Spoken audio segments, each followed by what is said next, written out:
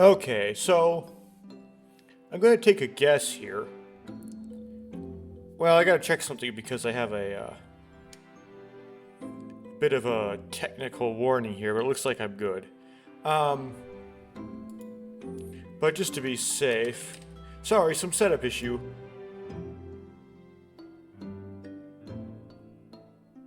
Okay, my microphone was giving me a light that was giving me a warning that something might be wrong, but I managed to get to turn it off, so hopefully it's all good now. And according to OBS, what I just recorded, even though it wasn't meaningful, was actually recorded. I'm going to take a guess that this is going to be the last trial of the first of these two games. The reason being is all of the cases so far have been one investigation, one trial. We haven't had anything like in the original Ace Attorney, well, Sextology, where you have investigation, trial, investigation, trial, investigation, trial, and had up to like 4 segments or so of trial. It's always been one-off trials. So I would presume that this next morning we're going to have a trial, and it's only going to be one because it's only one trial per case, and so it's going to be the last trial, which motivates me to kind of blast through this in one big long recording,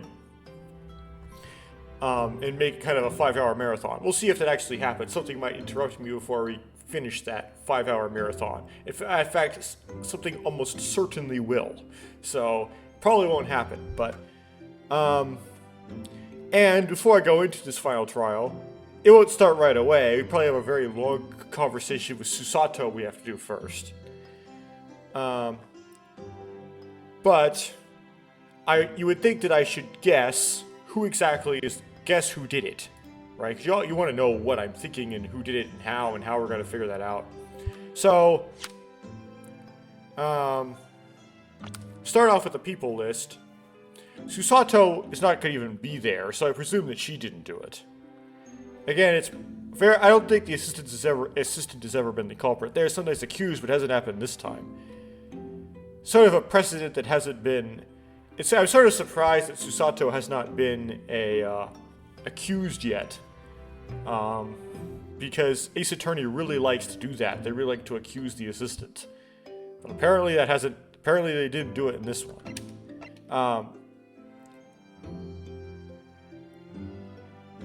But because Susato is not going to be there to be a witness, as far as we know, unless she suddenly pops in the last minute like a machina, which would be not surprising, and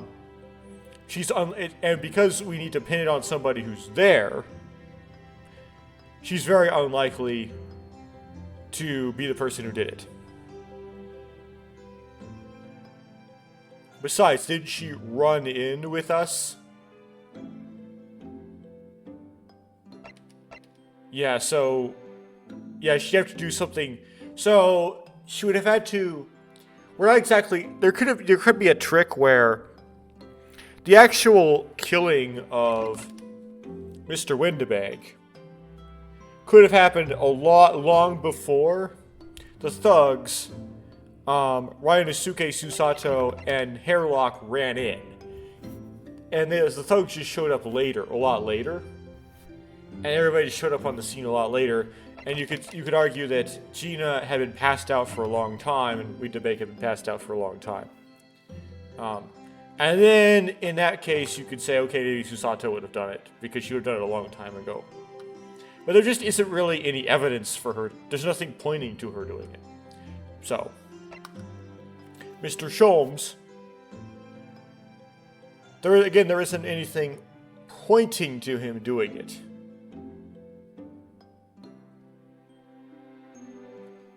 Ace Attorney can introduce this game. Sometimes they introduce stuff at the last minute and in weird and unexpectedly, but there isn't any reason to suspect him at this point. And also, again, he ran in with us, so if he did it, he'd have to have done it before we ran in quite a while, right? He'd have to have pre-planned. And I think it was Iris who said that Gina was missing. So,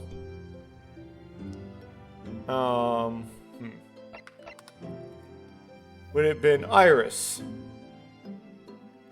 who would have killed Windebag and then pinned it on Gina?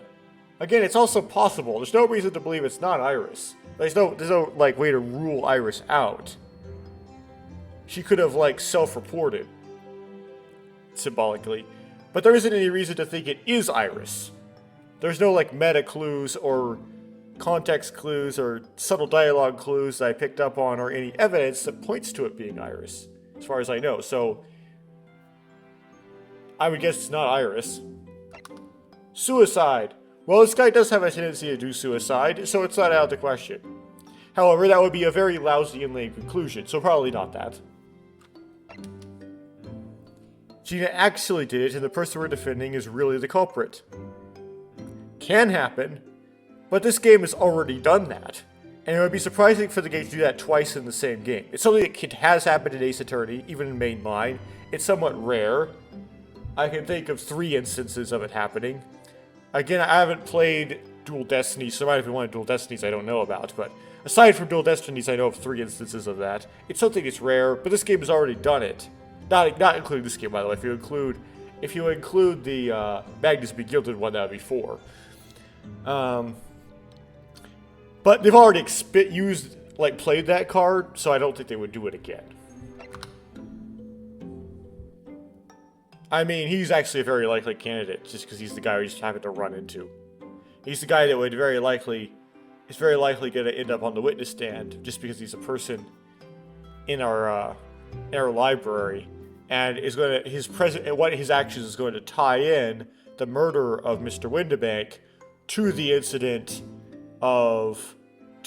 the murder of Thrice Fired Mason. He's going to tie them together and make them both relevant. So you have to go through both of them.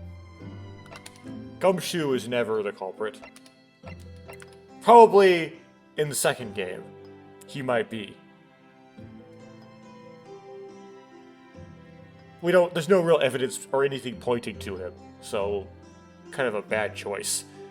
So yeah, among the people in this list, the most likely to be the person who did it is Eggs Benedict. Although his name isn't really Eggs Benedict. I don't think he's the person who did it either, though. So, we know that there's a small box that was in Mr. Windibank's, like, store or storeroom. If Mr. Windibank was on schedule, he would have already put the box on sale because it was due the 13th, which I think it's like past the 13th. It's like the 15th now or something. And somebody could have bought it out of the store. Or Mr. Windibank could have accidentally made a mistake, which is unlikely. We're going to assume that he doesn't ever do that, which it would be still in the storeroom. What did this little box contain? We don't know, and we're probably not going to know until in the trials sometime. I don't really have any guesses as to what would be in it. I have, like, no guesses whatsoever. The defense thing is in the evidence. This might just be because, and you would think, well, that's just so that you could present it to Gregson. The problem is we didn't actually have to do a present. I didn't actually have to go in the evidence and hit present. So, it's going to matter in the trial somehow, which is very interesting and weird. Oh, it's the 16th now, okay.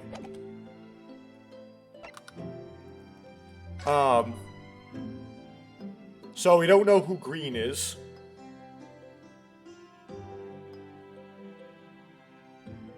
And we don't know the path of the bullet either. Someone would have to have been up against here. And I don't think Herlock Sholmes was. So this is just a third party. This is Thrice Fired Mason's blood.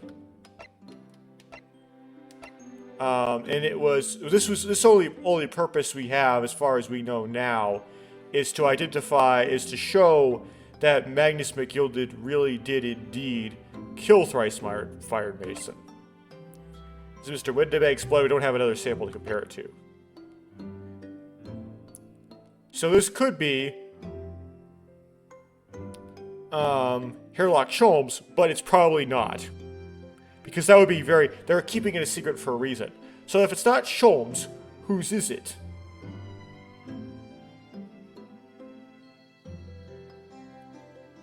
I don't know. I don't think the character has been introduced yet. Because the character probably would have died. I don't know of anybody who died yet. We're gonna find out who died in some tragic way later. So this is the ticket for the coat that had this ticket, two things in it. It had this ticket in it, and it had the music box disc, which we have not put in a music box yet, but we will eventually. This is the manuscript, which was probably the reason why Gina went into the Winterbank storeroom to check and see if this was actually there, because she was curious. So we're going to present this as the reason why. We're probably going to present this as the reason why Gina was there. We're going to say Gina wasn't there to steal stuff. She was there to check and make sure this was there, even though it's still a crime because it's still like breaking and entering. But whatever. She wasn't trying to steal, is what we would say. So, what else does this have? It has some secret, like there's something that Mr. Sholmes doesn't want let out about this, which may come into play as well and somehow relate to Magnus McGilded and all kinds of stuff. None of these things really help point to who did it. Now, if I were to make a guess as to who did it, just out of the top of my head, I would guess one of the characters who just kind of introduced and we didn't go very far with. Because those, just from precedent from other Ace Attorney games, those are very likely to be the culprit. So you have two characters like that. One of them is Eggs Benedict, and the other is that actor guy we encountered near the end of the investigation of Chapter 4. Who liked to quote Shakespeare-like stuff in Shakespeare-like language. Yes, that random guy is very... And that's my first choice. So my first choice is that guy, the actor guy, and my second choice is Eggs Benedict.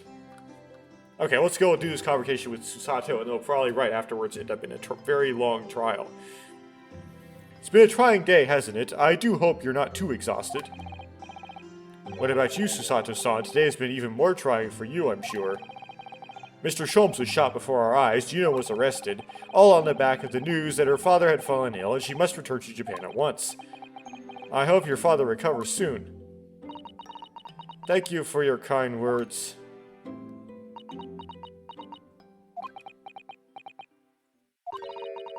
I wonder why it is that so many thoughts rage in my head like a storm, and yet I seem unable to find the words to express any of them.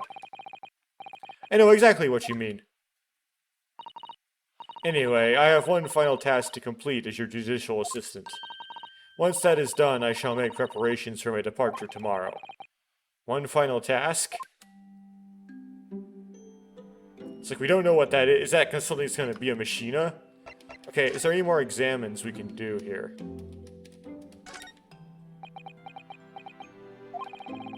What's the matter with me? Why am I examining things at a time like this? This is my last chance to talk to Susato-san before she leaves. Because I could click this, okay?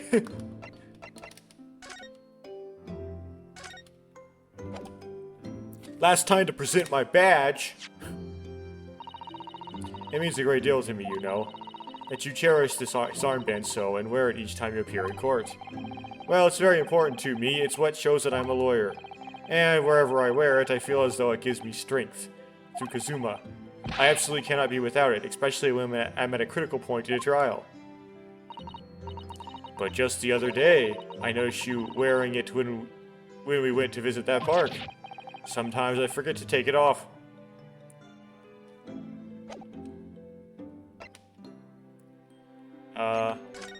Okay. It's just 2 months since we arrived in London, but we've managed to establish this office and only do three cases in that time span. It was finally feeling as though we were settling in. I would be lying if I said I felt no regret. I'm so sorry, Susato-san. It's just so sudden. I really don't know what to think. I've had no time to gather my thoughts. I know we've only been here a short time, but in my limited experience of the courtroom, I feel I've learned something. And what would that be? It seems to me there are many facets to people's personalities. Facets? And like a jewel, the light plays off of them in complex patterns, illuminating their actions and their motives. But we see only a small number of the total facets, and what is illuminated is only a part of the whole story. What lies in the shadows, what do those facets we cannot see look like? Perhaps there are some parts we'll never lay eyes on for as long as we live. That's so true. Except it has no application. It's like, that sounds all good and all. Sometimes I feel as though I'm blind to so much. But I keep hoping that one day it will all become clear. That all the facets will be illuminated, and I'll finally understand how everything fits together. Naruhodo-san, I suppose that what matters is that we keep our eyes open and keep moving forward, even if the way sometimes seems dark. I mean, our feet are shaped that way. It's amazing to think it's been just 2 months. You've grown so much. New sprite pose. I would say no new sprite, but it's 3D, so it's like a rig. Sorry, I've what?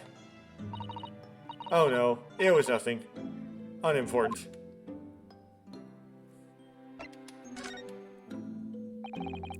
Do you know what time you will leave London in the morning?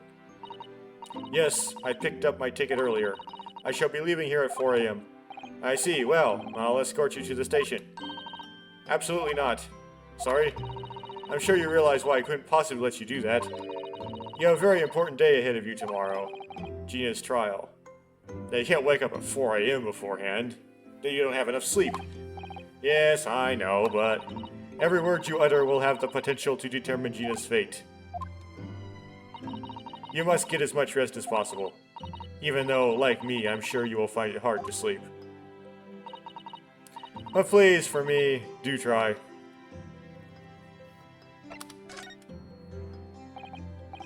You mentioned one final task a moment ago. What do you mean? Oh my, I nearly forgot. Please, I want you to have this. What's that? Some huge bundle of documents? It's my notes, from the case 2 months ago. The murder that was committed on the omnibus. The McGilded case. It seems to me that this case of Mr. Windibank's murder, in which Gina is accused, is very much tied to that omnibus case, in ways that are not yet completely apparent. So I took the liberty of consolidating my writings about the case for you. With everything else she's had to think about, Susato-san still managed to do this, and all neatly laid out in her beautiful handwriting. It was my pleasure. I can only hope that it will bolster your case tomorrow for Gina. Thank you so much, Susato-san. I will do my best to use it wisely. You really are the best judicial assistant in the world. So what does the lawyer do exactly? It's like he doesn't even take the notes. Well, he's just the mouthpiece. He just says the things that the judicial assistant puts in his mouth to say. Well, that's extremely flattering. But I'm still sorry to say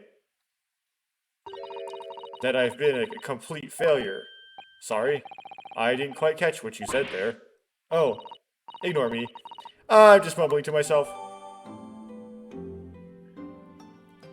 That will come up somehow.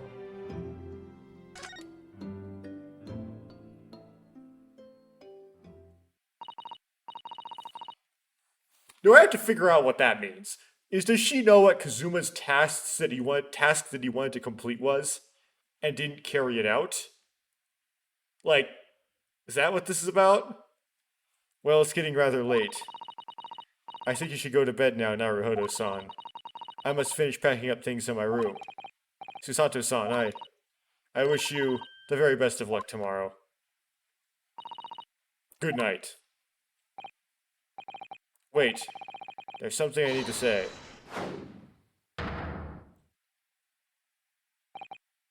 What? What was that? A secret technique of mine. The Susato shutdown. Shutdown? Bum bum bum bum.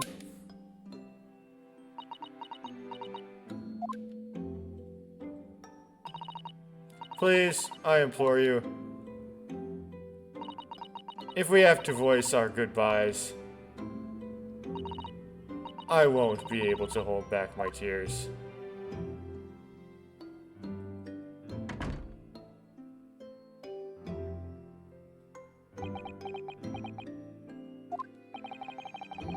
Sato-san.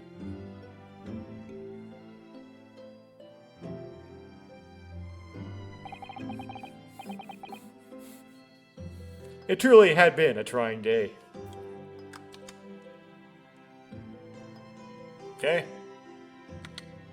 Still recording. On our feet for hours, getting Gina to open up to us, and learning the truth about that nemesis of a case. Physically and mentally, I was exhausted. I looked at nemesis and I read meme. And yet the idea of sleep seemed impossible. But I forced myself to close my eyes. And as the cacophony of scenes of our lives here in London played through my mind, eventually my fatigue triumphed and I fell into a deep sleep.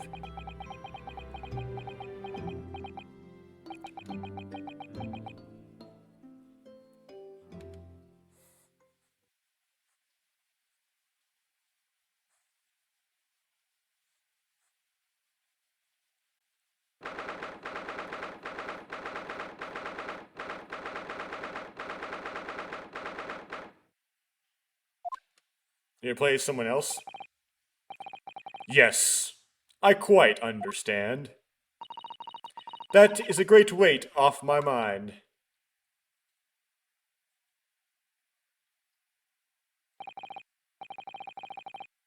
Rest assured, I shall put everything in place exactly as we have discussed.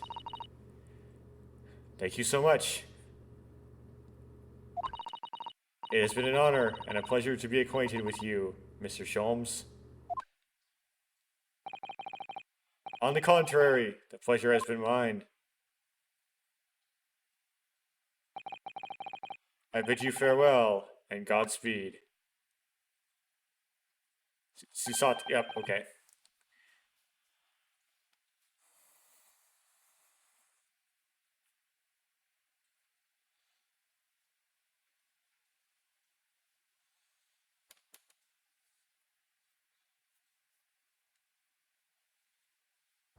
So the machine has been set up. Cool.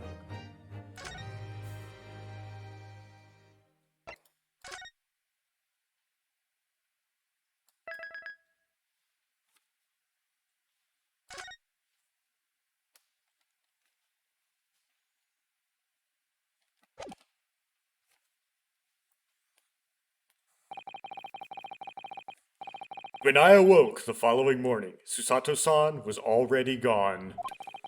Outside the window, the rain came down in sheets. And so began an even longer day than the last, one that I would remember for the rest of my days.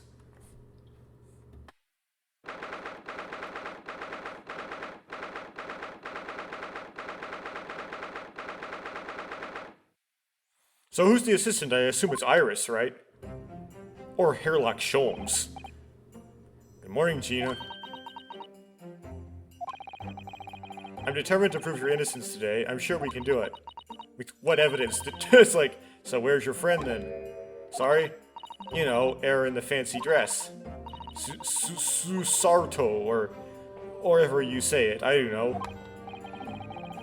Miss Susato had to leave early this morning. She was already gone by the time I woke up. You alright with that, are you? Forget about me if you like. Go and see her off. It's fine. It's not as though Miss Susato and I won't meet again one day. I mean, there's another game. Even so, but you, Gina, you only get one chance. This trial today is all we have. Good morning, you two. How are you feeling, Giddy? Did you manage to sleep? Iris, what are you doing here? Oh, she shows up here all the time. What do you mean? When a friend of mine is in need, we show our support. Isn't that right, Waggy?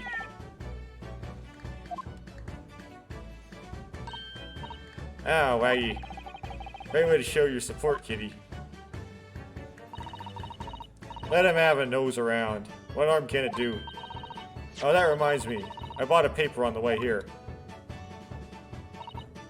Now, would you like the good news or the bad news? What do you say, Runo, Guinea? Oh, well, I think I'd rather get the bad news out of the way first. Actually, it's probably the most important for the trial. Now, always take the good news first. You might not live to hear the bad. Yes, that question always gives away people's personalities. Let's not go there. Alright then, I'll give you the bad news first. A record amount of rain has fallen this morning, and carriages all over the capital are struggling to move. The bad news was a weather report? So I hope that Susie made her train to Dover, and the train isn't delayed on its way to the fort. Gosh, yes. Alright then, so what's the good news? Well, the rain is forecast to subside this afternoon, so even if the train is delayed, it should be able to make up the time later. Well, that's good news, isn't it? That's also completely irrelevant, except it's not going to be irrelevant, because nothing is irrelevant! I couldn't give a monkeys, really. If only all good news canceled out the bad. And look, this trial has made the headlines too. Pawnbroker perishes in pick-purse plunder. See? Just how you'd like that. Well, let them say what they want, if I care. I can't because you're covering your face. Don't worry, Runo will soon show everyone that this headline is nonsense. I will. And then in tomorrow's papers, the headline will be... Discharged diver in dauntless do-gooder. Isn't that right, Runo? Is dauntless do-gooder? Oh, yes. Let's hope so. Of course they will. I have absolute faith in you. How was that? I was trying to sound like Susie. Did it work? Did it? It's like she was still there. Yeah.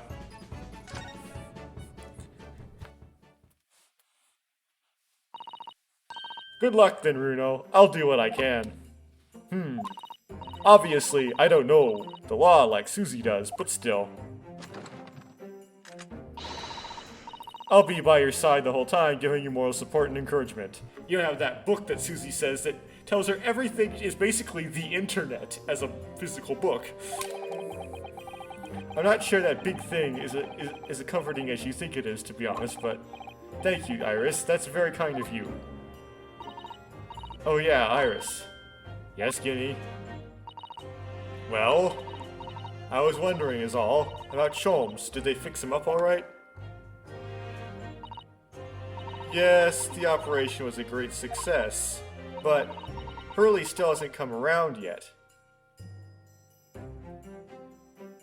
Oh, he's faking something. Huh? I've asked a friend of mine at Scotland Yard to send a telegram as soon as he wakes up. I'm sure Gregson will let you know the moment there's news.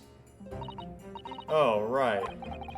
So Susato-san and no Susato and no Mr. Sholmes is all down to me today to prove that Gina is innocent of this crime. Well, you'd be wrong there, Ryosuke. Very wrong. Miss Gina Lestrade, counsel for the defense, the trial is about to begin. Please make your way into the courtroom. It's time then. Yes, let's go, Gina and Iris. Lead the way, Runo.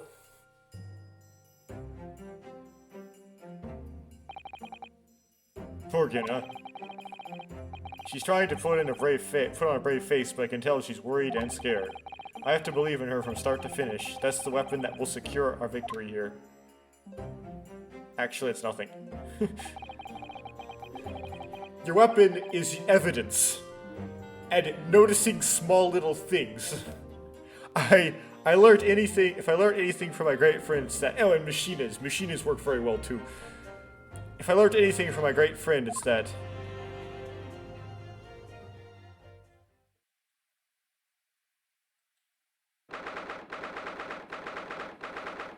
I guess we're supposed to read, if I learned anything from my great friend, it's that.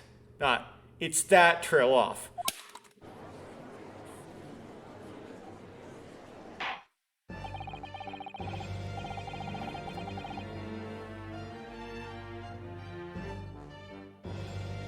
In the name of Her Majesty the Queen, I hereby declare the court is to be in session. The trial shall determine the guilt or innocence of Miss Gina Lestrade. I now call upon the counsels of the prosecution and defense to declare their willingness to proceed. What if we're not willing to proceed? What then? That question is never answered. The prosecution is ready. The defense is ready. Lord Van Zykes. My lord. Remind me, how many years ago was it that you withdrew from the public prosecution service? It was some 5 years ago, my lord. Yes, and then 2 months ago you resurfaced somewhat unexpectedly, and here you are again today. And is there some circumstances of which the court should be aware that have led to this erratic behavior? That will all become clear soon, Judge. And what one might describe as your former life 5 years past. You dealt exclusively in matters concerned with the highest echelons of society and government. Really? Yes, and that's important. Yet today you choose to try a simple case of burglary and murder. Judge, you just don't get it yet. I confess I find it more than a little befuddling, Counsel. I do too. But you don't know, but it's... What I'm befuddled about is how it relates to big things. And how it is a big thing, not why Van Zykes is trying it. There are 2 types of person I cannot abide. Firstly, those wealthy scoundrels who hide behind a mask of philanthropy to cheat the public at large. He means Mr. McGilded, who you defended against the Reaper 2 months ago. Yes, I just about managed to work that out, thank you. Magnus McGilded. If I'd known that what a monster he was, I never would have defended him. And secondly, even more loathsome, those willy scoundrels who masquerade as allies only to effect total betrayal in the final hour.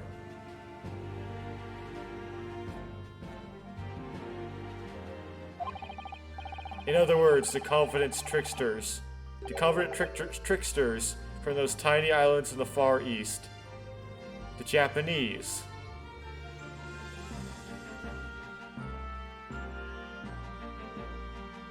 So this is just all about him being Japanese, is it? Huh. I think he's lying. He's lying. What? Did he really just say that? He means you now, Runo.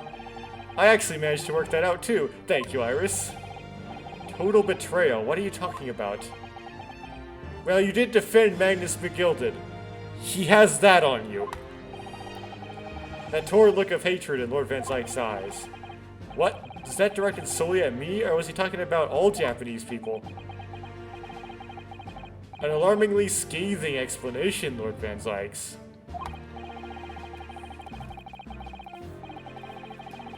Still, the judiciary welcomes the return of the so-called Reaper of the Bailey, feared by all London's malefactors.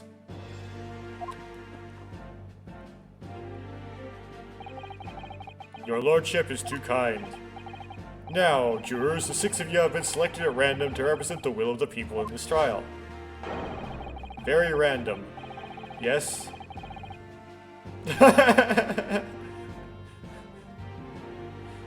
Are you ready to hear the evidence placed before you and determine the guilt or innocence of the defendant?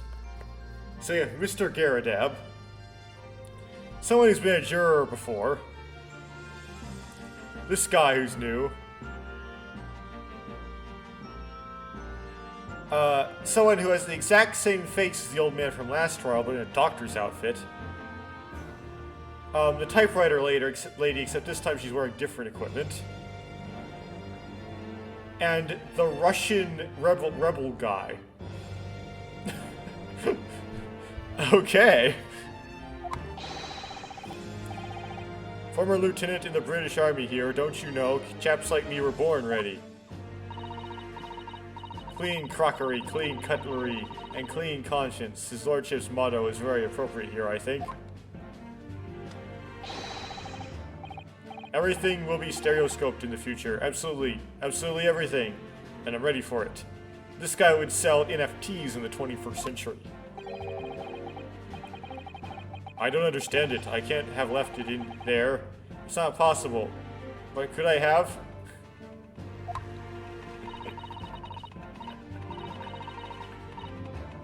Women indispensable in society. Stop. Female-centric culture awaits. Stop.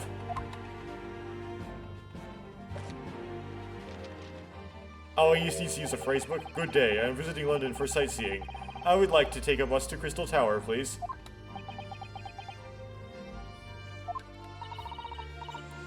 Is something wrong, Runo? Not exactly. It's just... I'm fairly sure I recognize these jurors. Almost all of them, in fact.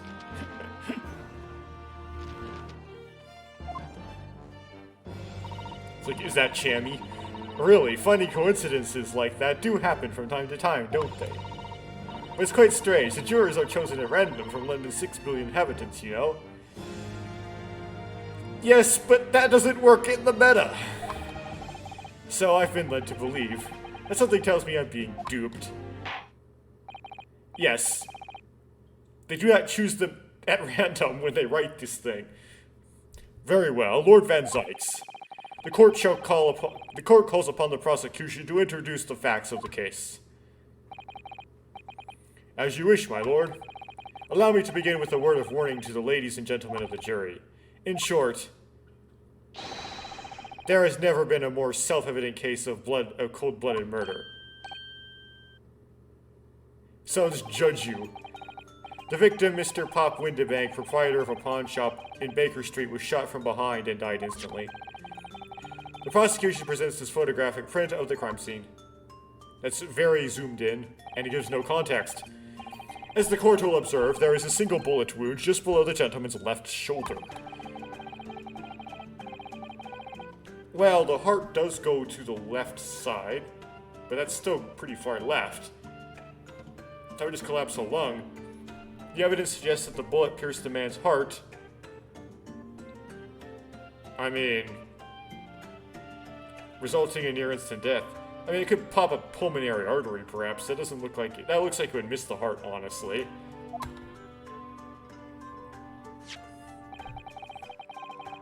Moving on to the findings of Scotland Yard's coroner. His report states that the bullet entered the body on a rising diagonal trajectory. And what's that supposed to tell us? Why did you interject? It means the victim was likely shot by someone significantly shorter in height than himself. Someone like the accused, you might say. Or from the ground. The prosecution wishes to present the autopsy reports, the crime scene photograph as evidence, my lord. Indeed, the court accepts. Hand them to the bailiff, please.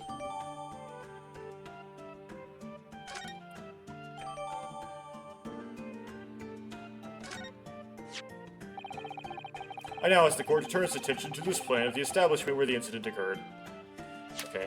Always examine it as soon as you get it, I now learned.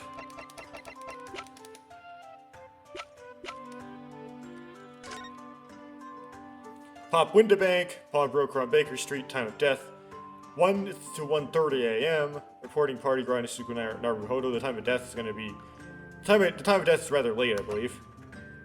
Single bullet wound in upper half of victim's back, no visible signs of trauma. Instant death from a posterior-anterior bullet wound to the heart.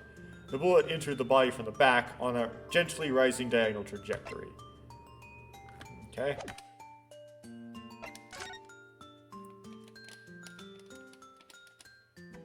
Okay, nothing to do here.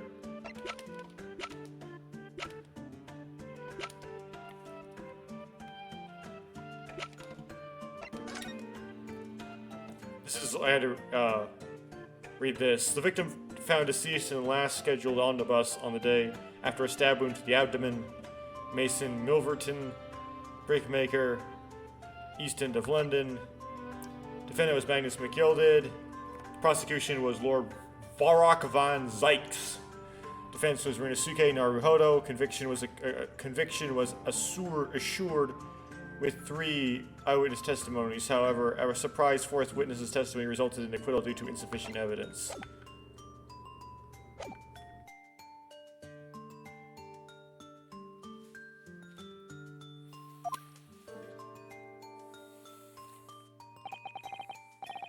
The perpetrator was found in the storeroom where he kept articles pawned to him.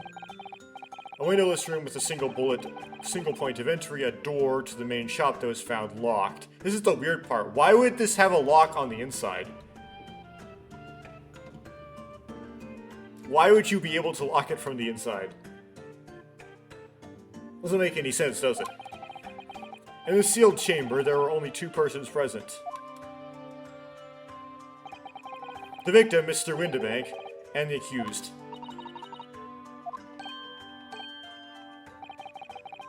It may further interest the court to know that when the accused was discovered at the scene, she had in her hand the gun used to fire the fatal bullet. Well, that's that then, isn't it? Nothing more to say.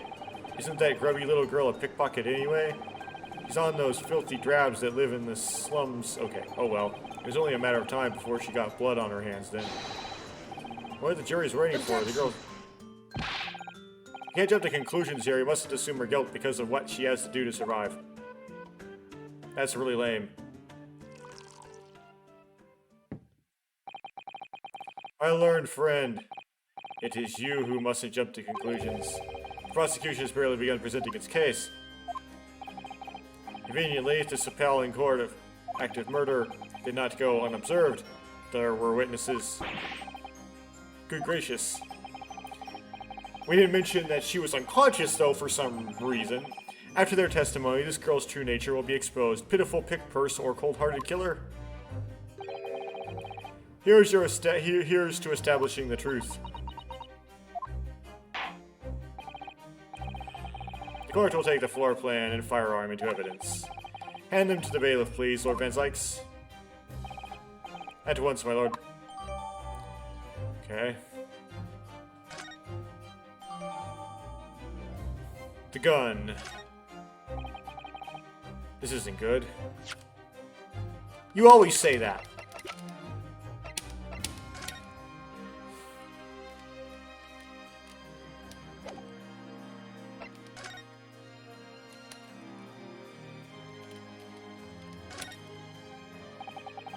This is Mr. Windibank's gun. This cylinder is completely empty.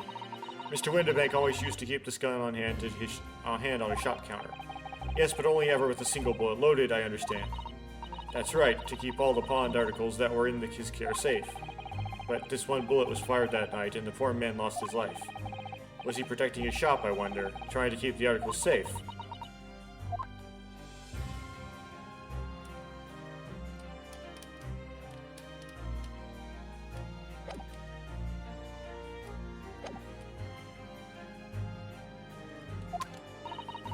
I feel like the mood in here has turned very gloomy all of a sudden, Runo. I think that's because it has.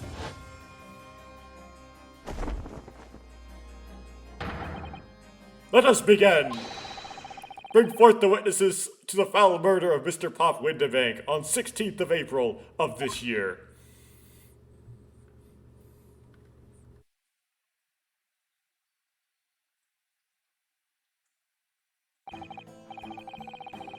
Witnesses, state your names and occupations for the court. Name's Nash Skulkin. Occupation is baddie, professional baddie. Name's Ringo Skulkin. Occupation same as him. Tobias Gregson, Scotland Yard Inspector. That's right. We're what they call 3 Skulkin Brewers.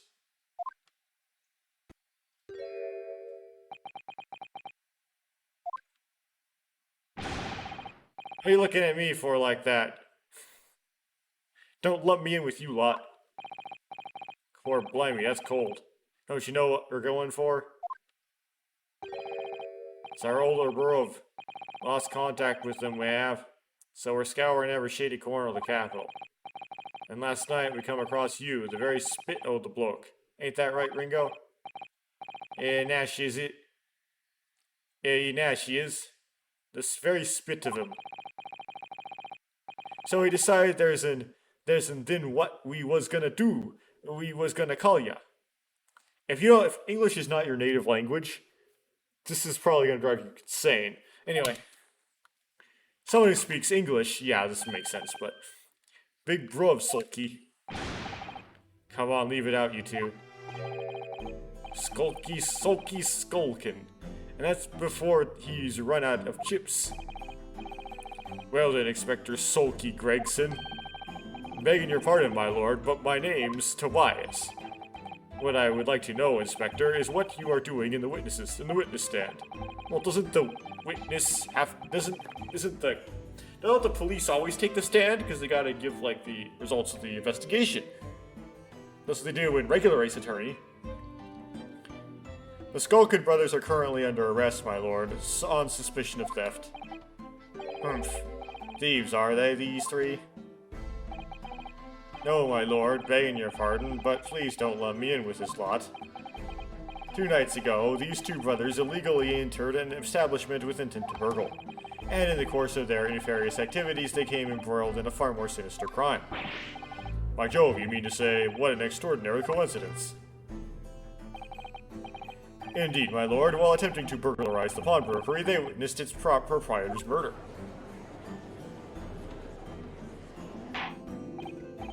Order! Order! The various trespasses of these brothers is not the subject of today's proceedings, though they will naturally face trial in the very near future. With your lordship's permission, I'd like to remain in the stand to keep these gents on the straight and narrow. Of course, Inspector. Skeptical as I am about the caliber of these witnesses, I will permit them to take the stand. Mr. and Mrs. Skulkin, you will now Mr. and Mr. Skulkin, you will now testify before the court. Describe the events of the night in question and what exactly you saw. Happy to. Cause of Skulkins never skulkin. Oh. Get out of it.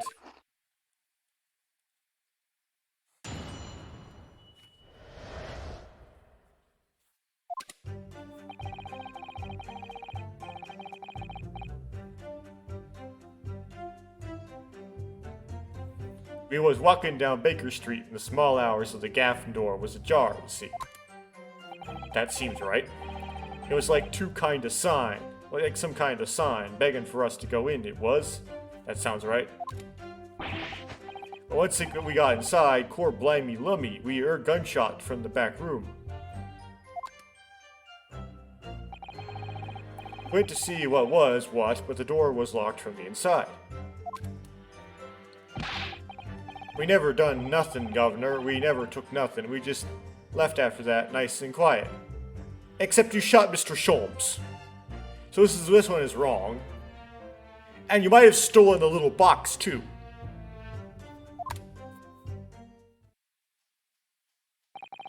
A terrible coincidence, it would seem.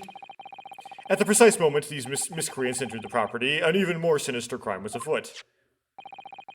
The witness's testimony is consistent with the crime scene in every detail.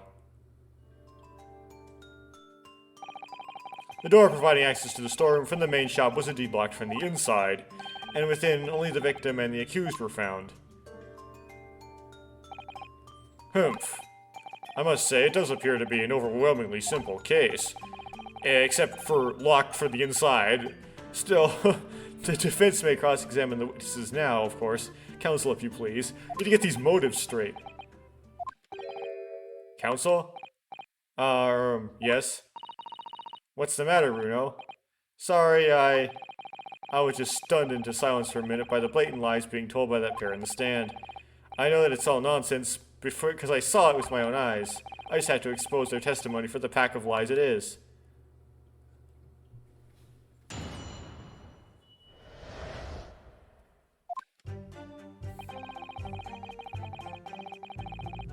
That's fine, but I'll press it anyway.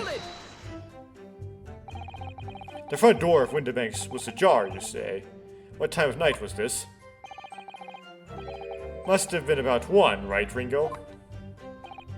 Yeah, I'd say so. Right, Sulky? How would I know? The place would have been shut at 1 in the morning, just like every other shop in town. Well, it was pitch black inside, it's true, ain't that right, Ringo? I'm not sure, Nash. I seem to remember a little light burning inside. What about you, Sulky, the old mucker? Leave me alone. There definitely was a small lamp burning inside. That's what alerted us to the situation in the first place. And when those gentlemen ventured into the open establishment, the accused Miss Gina Lestrade already had the muzzle of her gun trained on the unfortunate victim. That's pure conjecture. Perhaps. But it changes nothing. These brothers inadvertently wandered into the middle of a cold-blooded murder, simply because they found the door of the victim's establishment open and ventured inside.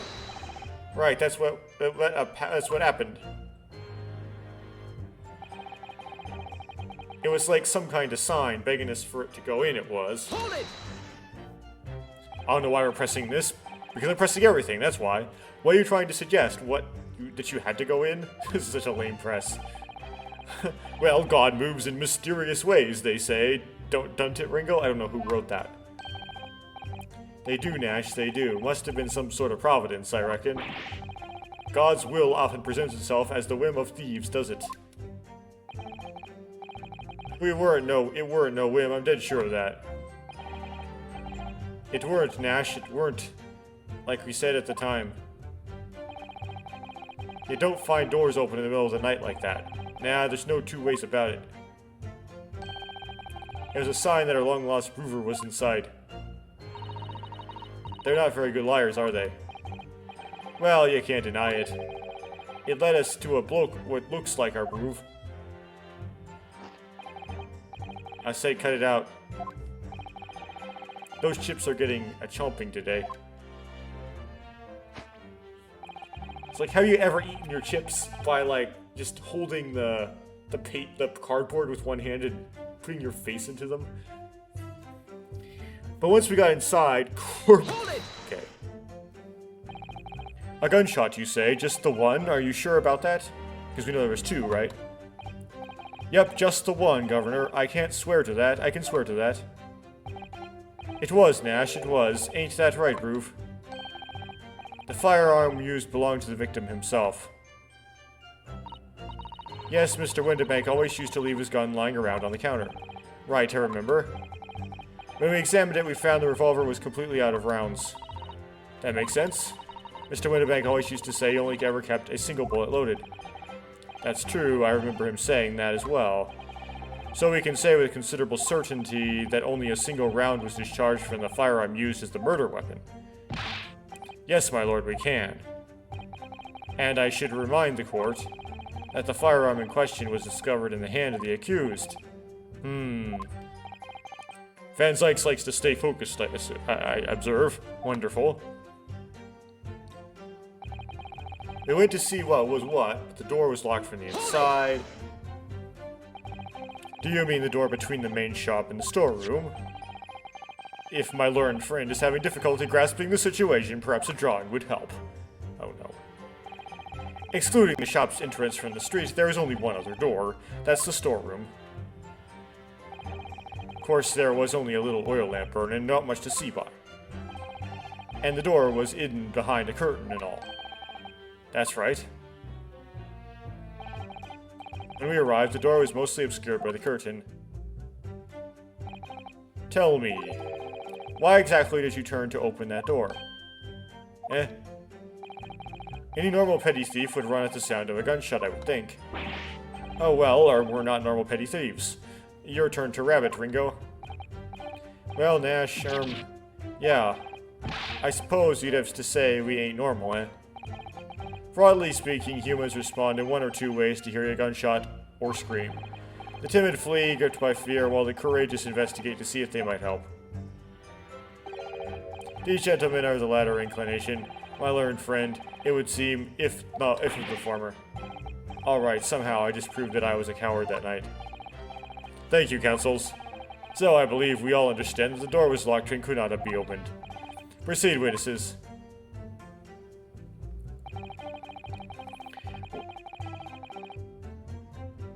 Hold it! You didn't do or take anything. Is that your story? Well, it was Bedlam soon as, weren't it? It was, Nash, it was. Didn't even have time to pull me dukes out of me Lucy lockets. So with no time to take your hands out of your pockets, you just left nice and quietly, you say? That's right, Governor. Nothing we ate more than violence. Peace-loving nibblers we are, not burglars. We are, Nash, we are. Never even pulled me dukes out, me Lucy lockets. So you clearly like us to believe. Come again? As you fled from the pawnbrokery that night, you did not run into anyone else? And did you not fire a gun at that person? Saints alive, they fired a gun, you say? Ah! Blimey, Governor. You ain't telling us it was you in the doorway. It was. What a bleeding Nora. Didn't you mention that before? You were armed with a gun, and as you fled the scene, you fired that gun. At London's greatest detective, Sherlock Holmes.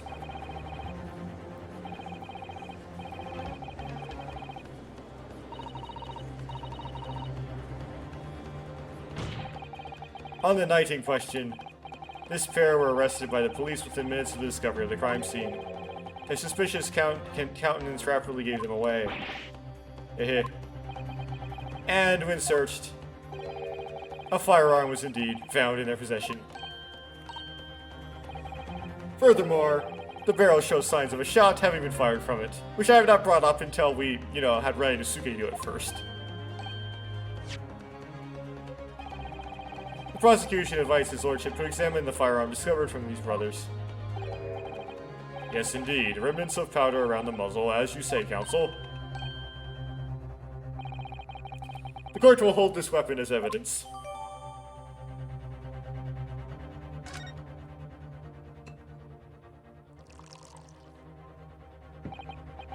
Now, my learned friend, I gotta look at the court record. Examine that thing. Always examine the thing. So, there's ammunition still loaded in 5 of this revolver's 6 chambers. Yes, which tells us that only a single shot has been fired from it. Exactly. The bullet that hit Hurley, in fact, isn't it? Yes, it happened almost as soon as we walked in through Windebank's door. Well, you could try to switch the guns, but it's a stretch. Because they fired and ran out. So they would have to have ran out with the gun that they fired, right? I mean, there wasn't any time to switch the guns out. I'll make those brothers pay.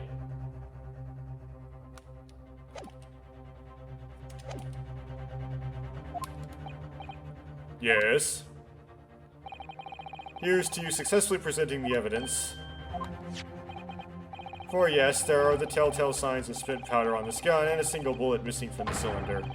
But the prosecution demands evidence that it was fired at the scene of the crime under scrutiny in this trial. Objection! Well, I don't need evidence, because I was there. Objection! However, the rest of us in this courtroom were not.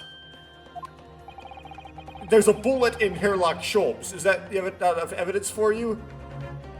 If the defendant fails to provide evidence in support of his rash claim, we shall have no choice but to toast your incompetence and move on. Evidence that these two fired that gun before they left Windebanks that night. The court demands all claims are affirmed with clear proof. What evidence shows that these witnesses unloaded a firearm in the pawnbroker shop that night? Nope. Nope. Yes. Nope. Nope. Nope. Nope. Not good enough. This could have been Windebank's gun. Could have been Windebank's gun. This. It's gotta be the blood record. Take that! The music didn't stop. The evidence is in this portfolio. What on earth do you have there, counsel? During the course of our investigation, we discovered a number of bloodstains. Not trusting the police to do the job they're trained to do. How arrogantly Japanese of you. Well, anyway, we analyzed all the blood samples we found and recorded the results in this portfolio. And you claim to have the evidence of the court is demanding therein. Yes, my lord. No more dallying then, counsel. Present the pertinent evidence at once. What do you have in your portfolio that proves that these witnesses unloaded a firearm at the scene?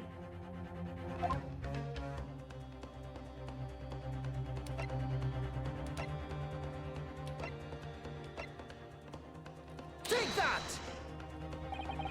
What is that? Explain. It's a photographic print taken at Winterbank's pawnbroker on the day of the incident. From the scene of the crime, is that? How we know this bullet ended up in there before? Is that a bullet hole? And if my eyes do not deceive me, it appears the bullet is still lodged there. Yes, as your lordship noticed, the bullet pierced Mr. Winterbank's calendar. The date shown being the 16th of April, the very day of the pawnbroker's death. The incident occurred at 1 hour after midnight. But this indicates that a separate shot has been fired sometime after the calendar had been set to the 16th. That's right. And while it isn't irrefutable, the defense believes this is a credible evidence that the witness did fire a round from their gun in the pawnbrokers that night.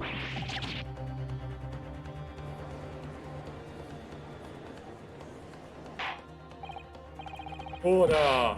How does the prosecution stand, Lord Van Zykes?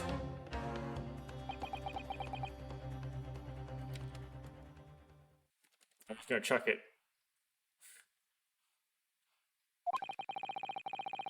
If that is the direction my learned friend wishes to take, the prosecution has no objection. What? But you'll forgive me for flinging my hallowed chalice aside in disgust at the repugnancy it exposes. Yes, on the night in question, these brothers entered the pawnbrokery illegally. And like the bold baddies they claim to be, opened fire on the new arrivals before fleeing back onto the street. Take it easy there, Governor. We're gonna land us in the soup. But that a deal, you weren't gonna get into them details. Tell him, Sulky, set the bloke straight. I have nothing to add.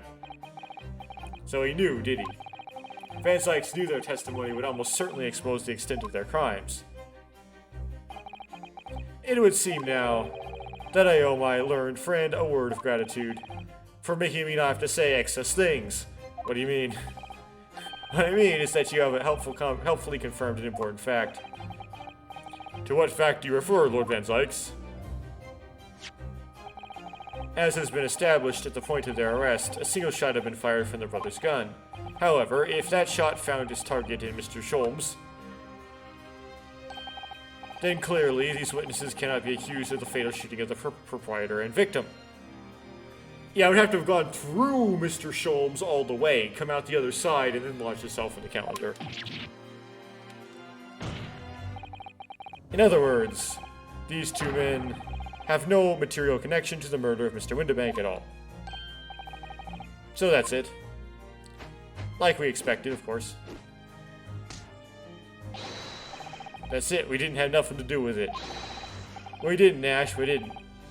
That's what I reckon.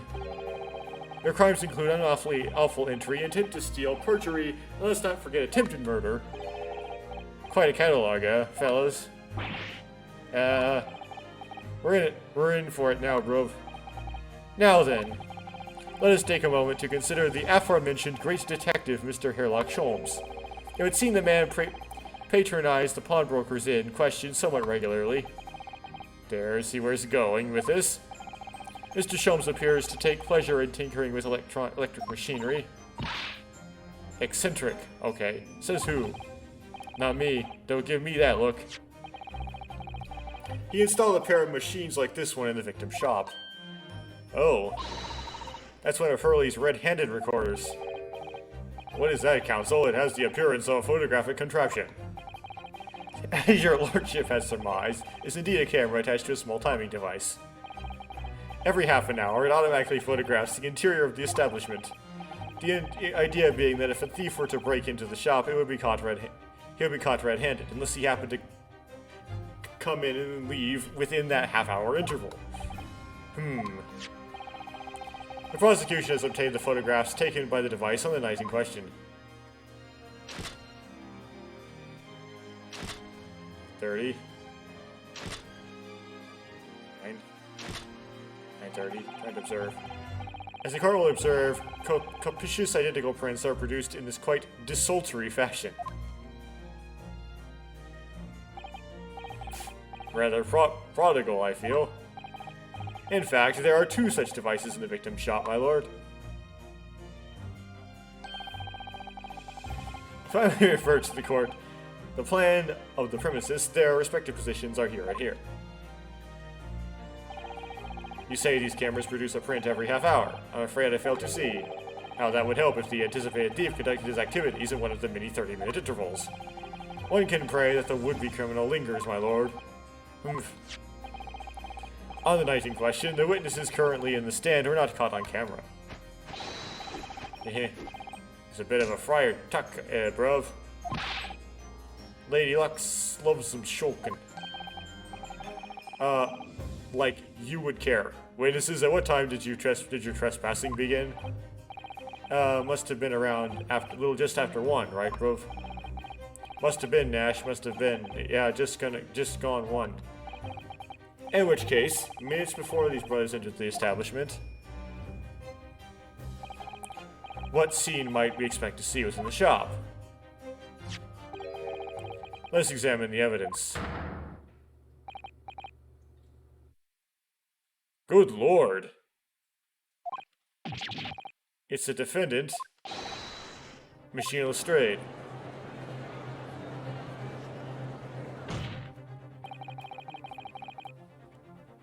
As the court can clearly see, at about the 12:31, the accused is pictured gun in hand facing the victim over the shop counter.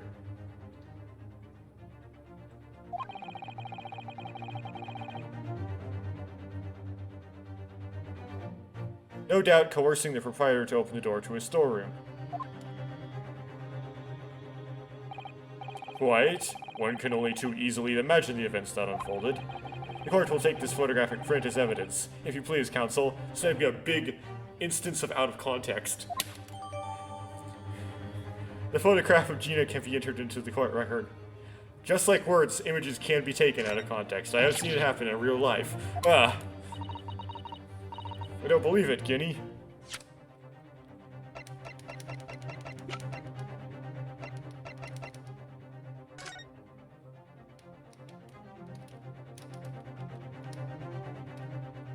There's an error making the image just sort of sharp cuts her finger off there.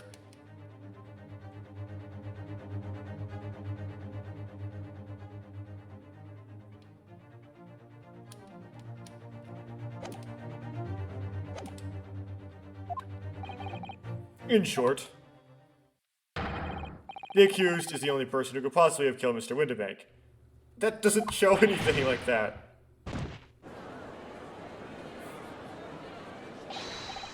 I say, my lord. I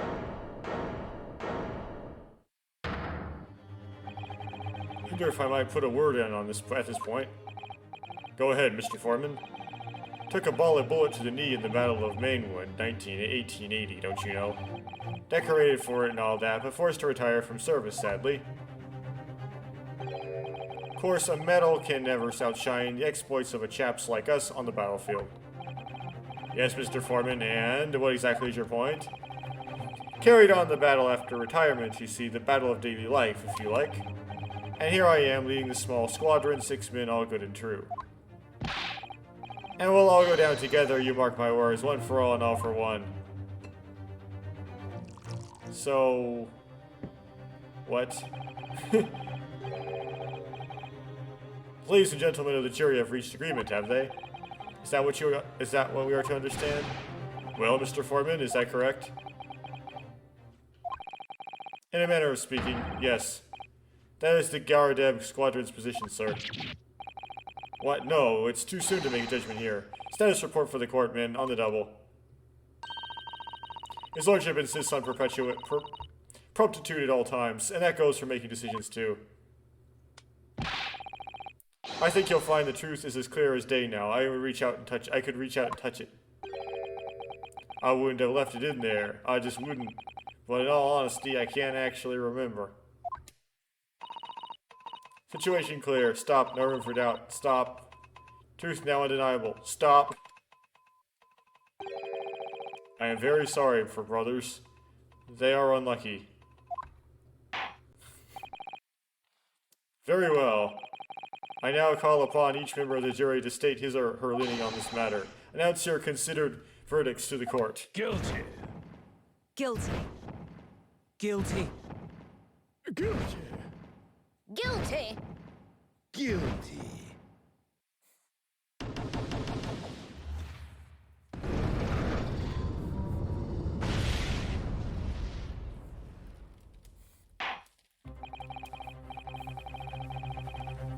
It does indeed appear that the jury is unanimous in its leaning already.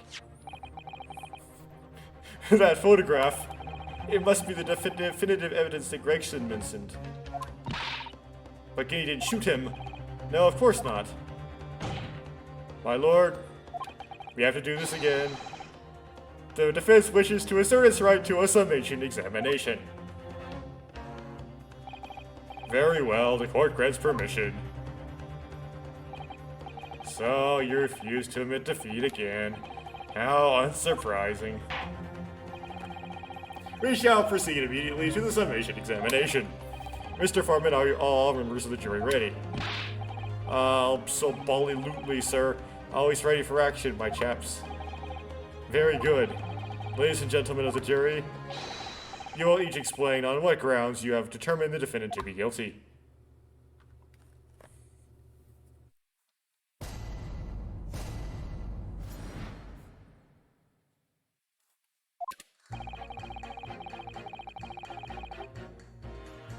All the evidence clearly points to the finger of guilt at this young pickpocket teammate. As a housemaid, I should like to see all filthy eyesores promptly and rigorously eliminated. I think you'll find that if you look at that photograph in stereo, the truth will just pop out. If I had left it in there, I should think there'll be repercussions by now.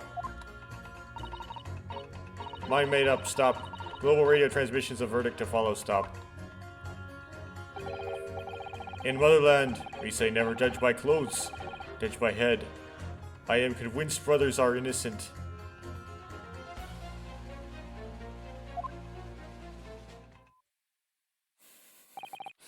The circumstance of the crime and the evidence do indeed implicate the defendant rather comprehensively. The storeroom locked from the inside, in which the victim and the accused were discovered alone, and in the accused's hands the fatal revolver, the firing of which was heard by these witnesses. You have to figure out why she was passed out though, Van Sykes. Not to mention, the sprint. Take it for a chap who's seen action on the battlefield, that young girl's on the verge of pulling the bally trigger. Thanks a lot, Mr. Sholmes. Oh dear, her release cameras were supposed to help, but not hinder. I'm afraid I think you have an uphill struggle ahead of you. But Gina didn't shoot Mr. Windebank. Which means there's more to the situation that we've yet to see. Agreed. You have the floor, counsel. Proceed with the summation examination.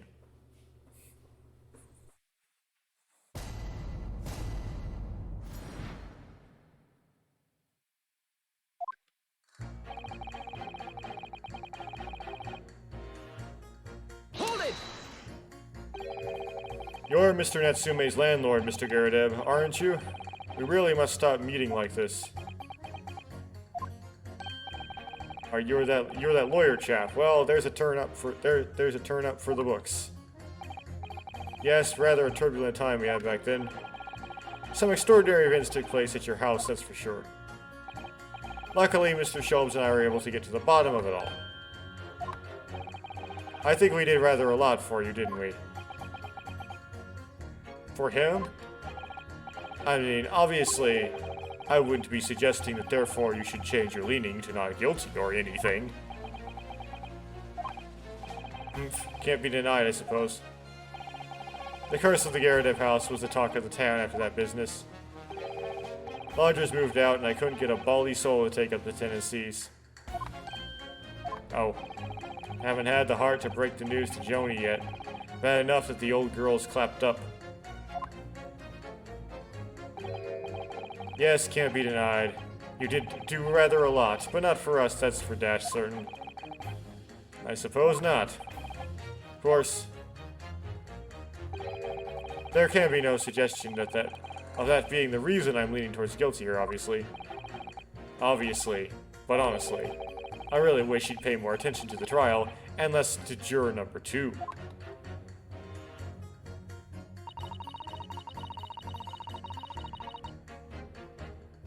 As a housemaid, I would like to see all filthy eyesores promptly and rigorously eliminated. Hold it! Polishing the bench, I see, again. A maid's work is never done, not a blemish must remain. What exactly do you mean by filthy eyesores? On my way to the market for his lordship, I have to pass through the East End. The place is full of beggars, pick-pursers, and crossmen, the scum of the earth. A little harsh, perhaps. Let me be plain.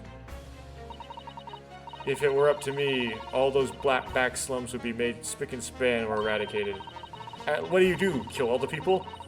At least we have people like the great detective working to achieve these important goals. You're referring to Mr. Hairlock Sholmes. That's right, I like to keep abreast of his exploits by reading Rand's magazine in between my duties. He does wonders cleaning up London streets. In my opinion, he should be declared an honorary maid of the capital. Mr. Sholmes, a maid? It's really quite unforgivable. Gutter scum having the audacity to shoot our very greatest detective. That's a problem. Minor detail, it was the 2 brothers in the stand who shot Mr. Sholmes, not the defendant. A minor detail indeed. They're all gutter scum as far as I'm concerned. Well, it just might be an idea to get our facts straight anyway. Yes, alright. I shall amend my statement. Those brothers are the scum of the earth. They should swing for shooting the great detective. Hold it! I agree with you. The shooting of Mr. Sholmes is an unforgivable act. But the purpose of this trial is to determine who shot the pawnbroker, Mr. Windibank. I'm afraid you're splitting hairs, sir. Sorry. Whether it was the thieves or the thick purse, it was still gutter trash that shot the pawnbroker in the end. Filth that should be cleaned up and eradicated, in my considered opinion.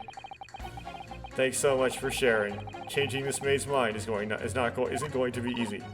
Bruno, it was one of those 2 brothers that shot Hurley, wasn't it? Yes, without question. Well then, I'll never forgive them. Oh, Iris, perhaps we can use this maid's statement to help us somehow, do you think? Yes, maybe. Let's listen carefully to what each juror has to say first.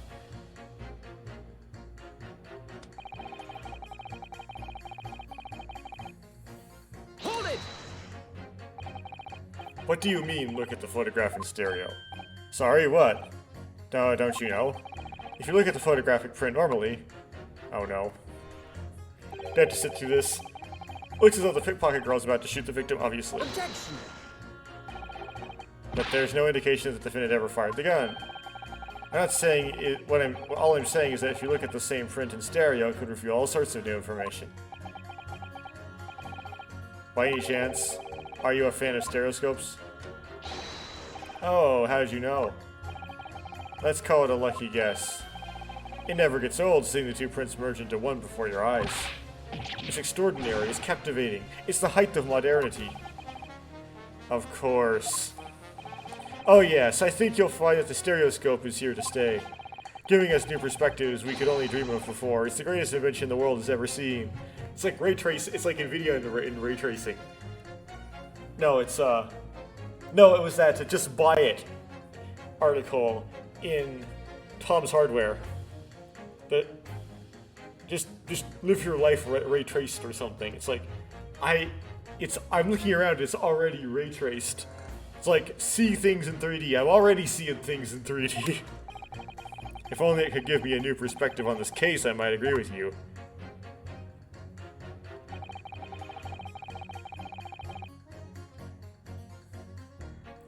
If I have left it there, it should... Hold it!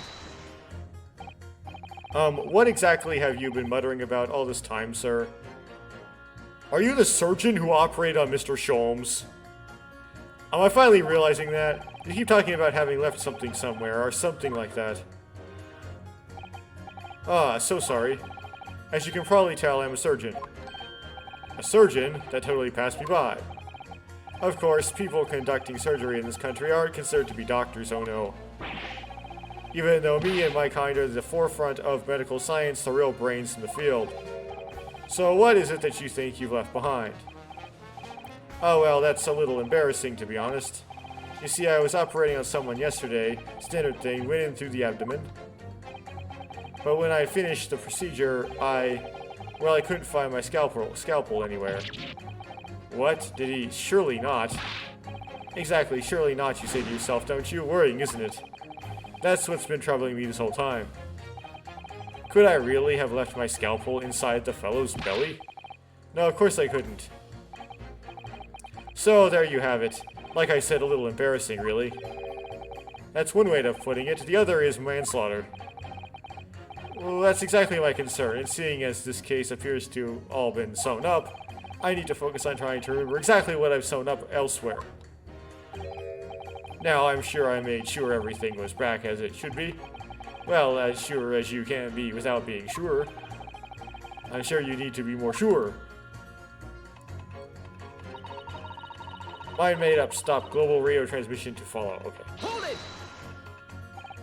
Sorry, radio transmission. What do you mean? Are you from the Far East? Stop. Yes, from the Empire of Japan. All communication with Far Eastern nations used to take place by mail. Royal Mail steamers take more than a month to complete their journey. But now that we have the electric telegram, we can send messages without using electrical signals. Thousands of miles of cables have been laid along the ocean beds connecting the entire world. Thousands of miles of cable was actually done at this point on the ocean bed. It makes my head hurt just thinking about it. You are well informed, young lady. Hehe. But cables will soon become a thing of the past. Stop. And just when I was starting to catch up. Radio transmission is the future. Stop. Messages carried by over airwaves to four corners of the globe. Stop. Excitement growing. Stop. Atmosphere electric. Right. Try not to wear out your fingers. Era of wireless telegraph. Stop. Driving technological revolution. Stop. And people say inventions like the stereoscope are the height of technology. What utter piffle! I can't understand it. I really can't. They're just silly toys.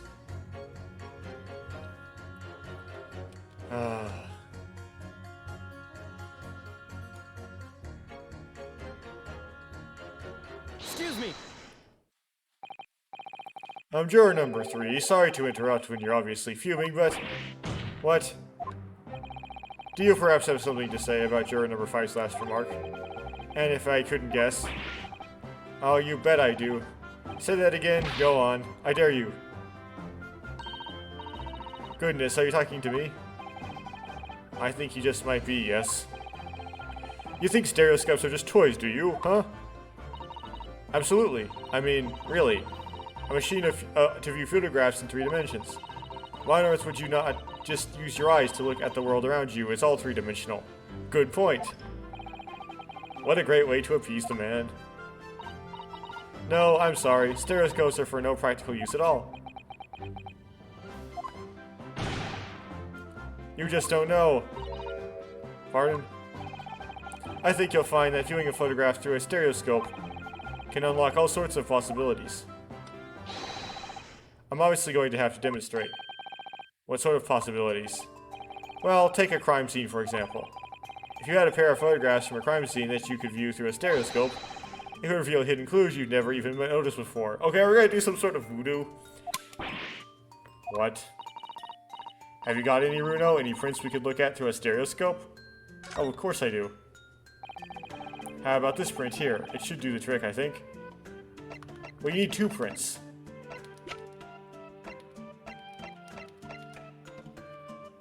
We're gonna present this though, because... Alright, then juror number 3. Are you saying you can do this with any 2 suitable photographic prints? Of course I can. Very well then, I'd like you to demonstrate. I'll be delighted to. Just give me one more print and I'll amaze you all.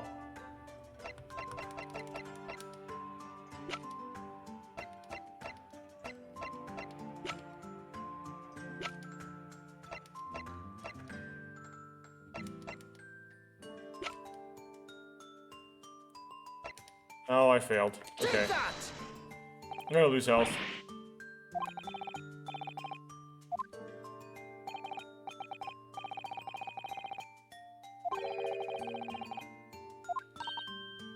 Bruno, what? You need 2 photographs for a stereoscope, remember? You know, one of the left eye and one for the right. Oh, yes, I remember now. But the print we have from the pawnbroker is just a normal photograph. No, I think you'll find that the clue is in the name. It's a stereoscope, not a monoscope. You always need 2 prints. Thanks for the friendly explanation. Well, if we obtain another print at some point later in the trial, we can always show it to this young man then.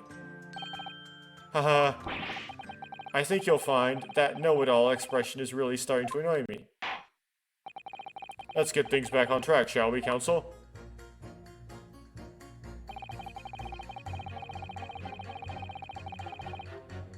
Huh.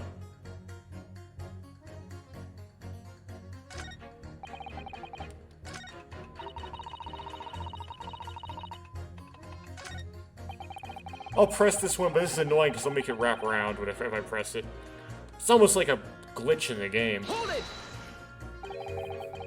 Please tell me you're not Violin Bolshevik, the Russian revolutionary. Revolutionary? I believe there is such a rumor. It's just a rumor? As you see, I have unfortunate appearance. I look like vicious criminal. Your words, not mine. Just want to point that out. People call me revolutionary, murderer, autocrat. And which glove fits? Good day, I was visiting London for sightseeing. I would like to take bus to Crystal Tower, please.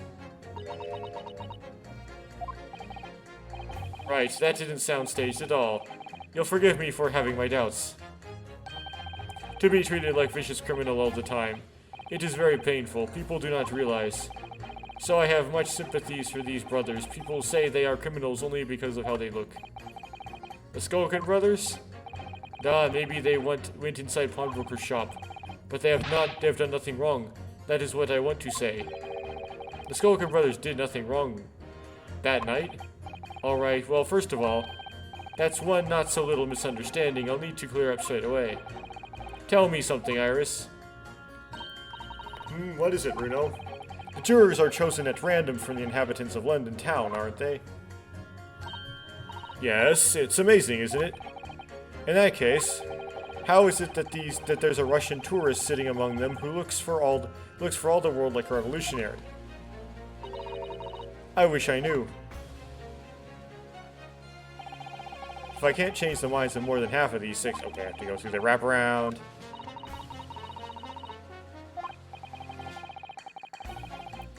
I don't really care about the wraparound dialogue. They should let you back out of that, but they don't. Okay.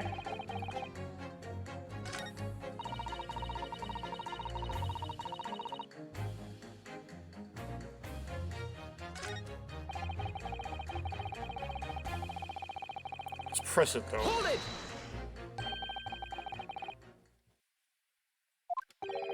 Can it really show us new clues though? Don't know unless you try. How about this print here? It should do the trick, I think. Oh.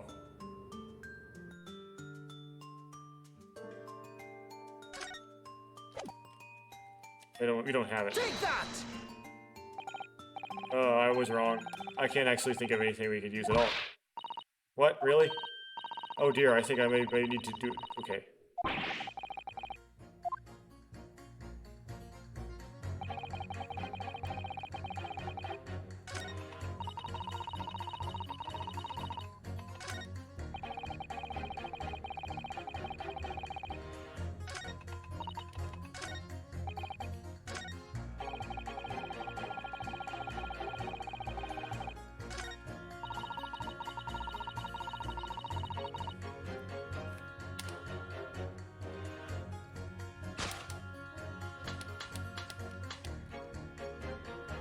Objection.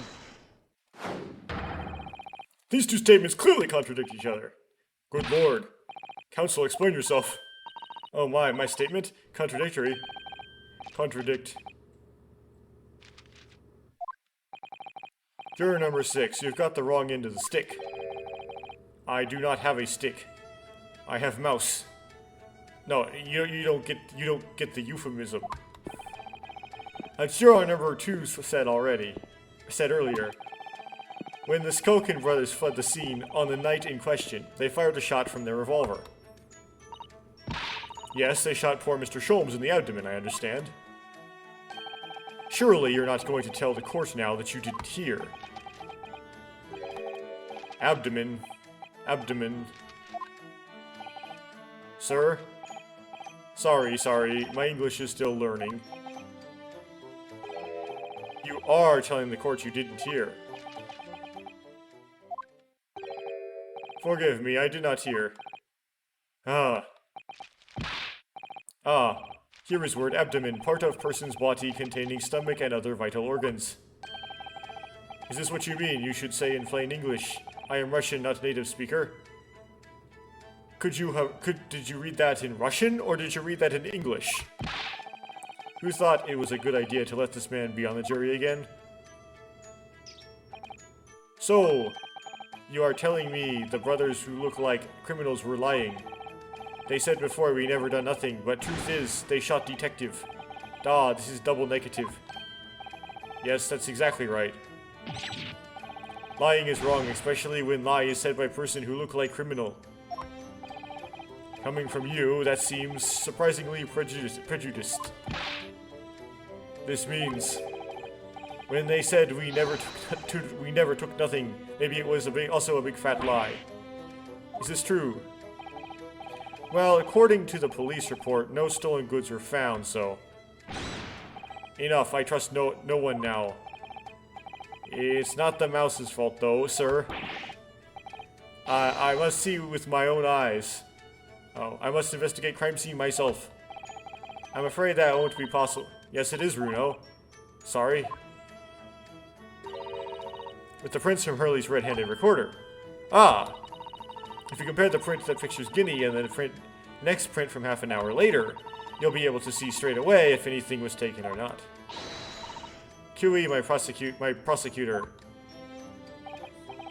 Tut tut. Calling on the prosecution in the middle of a summation examination of all times. The print showing the accused threatening the victim after she broke into the shop is this one. Following this, the victim and the accused moved into the storeroom. Meanwhile, the Skokin brothers entered the shop and summarily heard the fatal gunshot ring out. Sadly, none of these events were captured on film. This is a print produced by the camera half an hour later after the brothers' flight. So this was taken after Hurley was shot then. As far as I can tell, nothing has been taken. That does seem to be the case. I can't notice anything that's obviously misleading in the second print. So, the brothers who look like criminals told only one lie. They shot man, but they stole nothing. It would seem so, yes. Good. No, not good. You were right. I did not understand situation. Now I know brothers have lied. I think it is very important to continue with trial.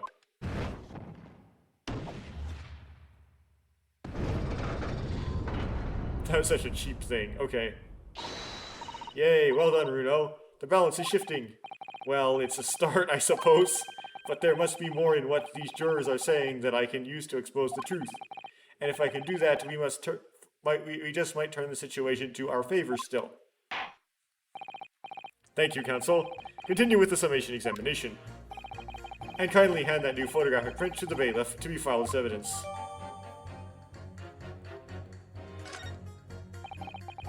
Another print in the court record. I wonder if we can make use of that. In a lake of lies are many dead fish. We must find truth, therefore I say not guilty verdict.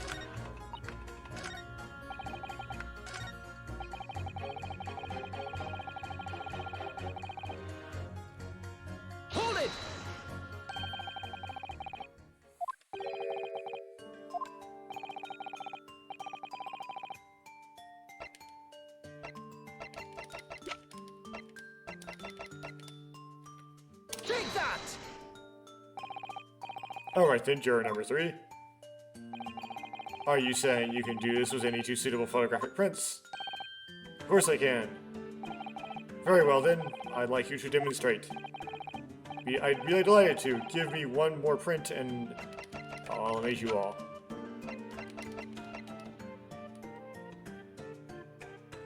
Take that! Alright, these 2 prints were both taken with the same camera and window banks on the night in question. Yes, I see. Tell me, Mr. Lawyer, do you know how stereoscopic images work? Do you understand the principle? Well, I think so. I did have a lesson only yesterday. The left and right eye images need to be the same, only with a slight shift in the positions of some objects.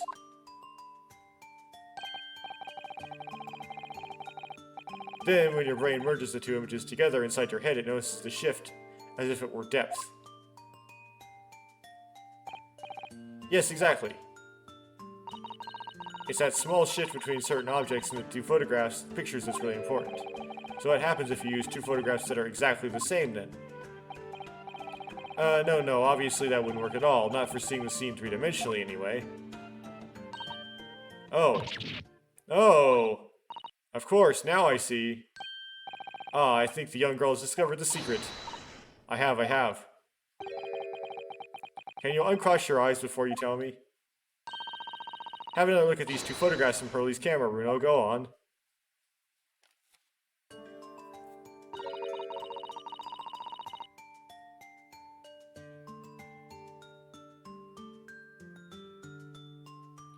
Can you see that there's a really obvious difference between them?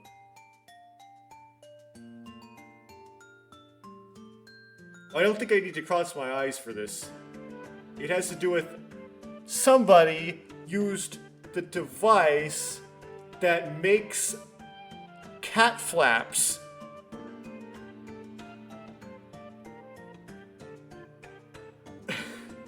That Iris made. Yes. Of course there is. There are 2 people in the first and no people in the second. Well, yes, you can see that straight away. But now, try looking at the pictures in 3 dimensions. All I care about is that cat flap. Alright, I'll give it a go. So to start with, you have to cross your eyes and then try to make the 2 pictures overlap exactly. Let's see if by crossing my eyes I can make the quill pins from each picture overlap in the middle.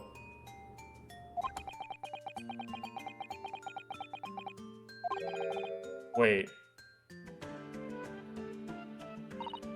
Well, did you manage to see it properly, Bruno? I'll say yes, I saw it. Ah, what's going on with these 2 pictures?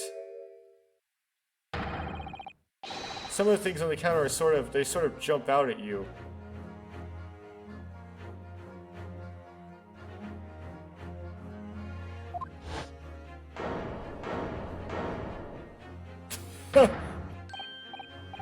Yes, that's it, you see. That's the other amazing power of stereoscopes. Other amazing power? Is someone going to explain this? Black magic, eh? Why the deuce do some of the things on the counter seem to jump out at you like that, huh? I think you'll find that if you consider the basic principle of the stereoscope, you'll answer your own question. Basic principles of the stereoscope? As I said before, if you try to look at the 2 identical pictures using a stereoscope, it won't work at all. It's a slight shift in the positions of certain objects that lets you see pictures 3-dimensionally. In other words, even though at first glance it seems the objects on the counter haven't moved at all between the 2 pictures.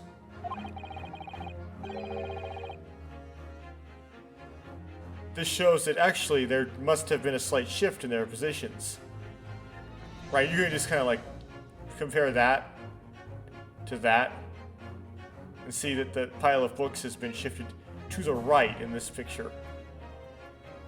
The doll, like compare how that red like line lines up with the edge of the counter. Here it doesn't, it's overhanging. I would not have noticed. Yes, there must have been. Now hold fire there, sir. Got a reasonable grasp of this whole cross-eyed business now, I'd say. But why the devil does the shift between the two prints exist in the first place? Well, what's the answer, fellow? Come on, you're the cross-eyed master. What, me? I haven't the first idea. You know, Runo, it's quite simple. It is.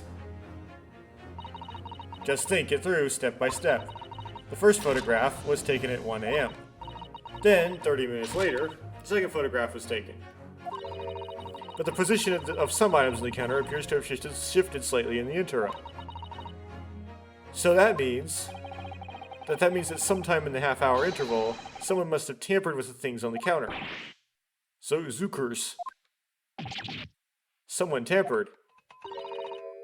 New information, stop. New not mentioned in testimony so far, stop. So subtle, though, yes. We've had to go around in circles a little here, it seems. I'm starting to see what I should be aiming at in the summation examination now.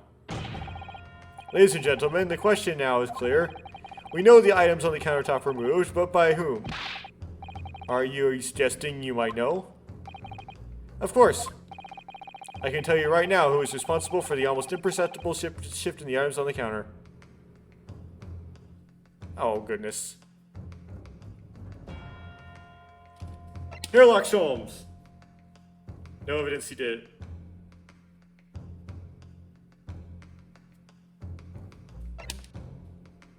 Could have. By making... Could have.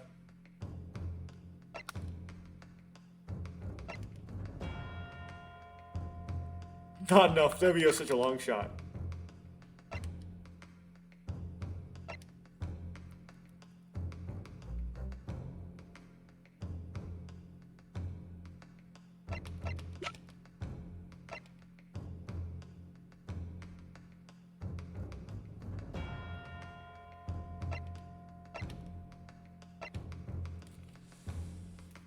Oh, yes! Take that!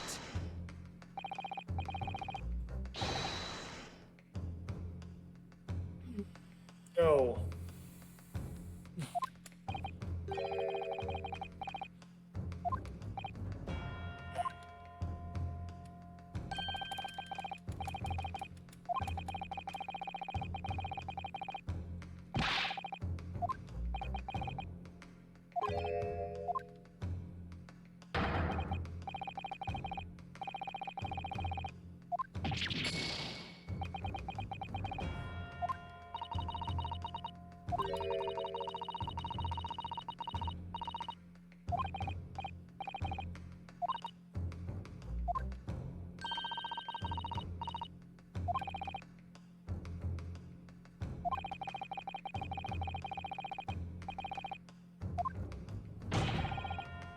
It was a good guess.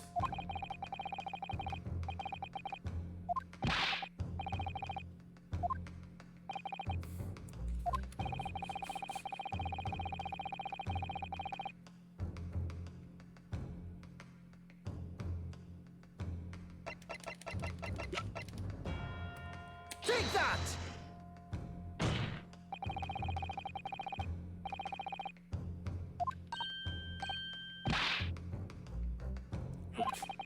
This does not agree with what brothers said in testimony before. They said they did not even have time to pull dukes from Lucy Lockets.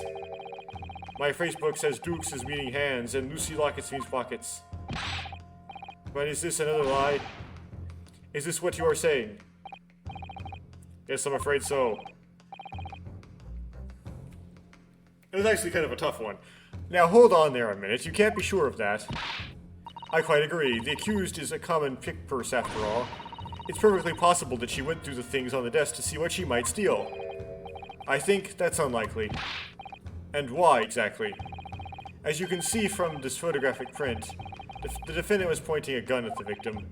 It would seem, as my learned friend indicated, that she was coercing Mr. Windibank to open the storeroom door. In other words, Miss Lestrange's interests lay within the storeroom, not in the main shop, giving her no reason to touch anything on the counter. All of which points to one thing. The Skulkin brothers have omitted key facts in their testimony. But the accused is the pick purse, common gutter trash. Why look any further to the wrongdoer here? Because the Skulkin brothers are thieves, madame. No better, in fact worse, than a pick purse. I believe that these brothers were looking for something on the victim's counter that night. Ladies and gentlemen of the jury, if you would condemn the defendant on the grounds that she's a pickpocket, would it not at least be right and proper to thoroughly scrutinize testimony given against her by two thieves? Well said. I, for one, would like to hear from more from that shady pair.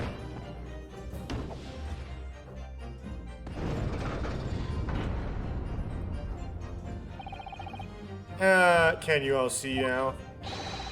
I think we'll find stereoscopes aren't playthings. You've seen my extraordinary potential firsthand.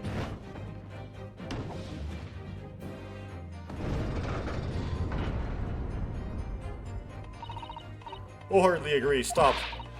Must purchase after trial. Stop. Will return home via Regent Street. Stop.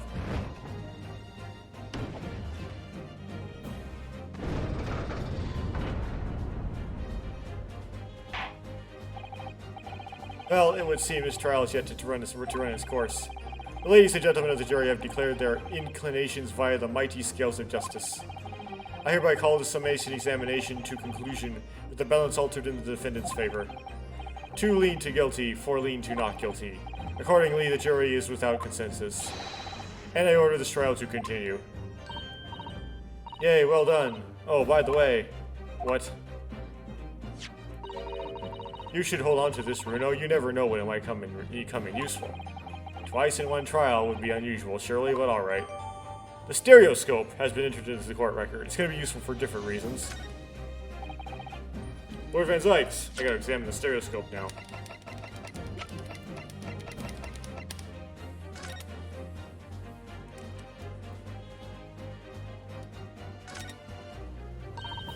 You have to pop your 2 prints in here to start with, you see. And then when you look through the eyepieces, you can see the image in 3 dimensions. The important thing is to get right in the position of the 2 prints. To get right is the position of the 2 prints. I don't know who came up with the idea of a stereoscope, but it's really quite fascinating.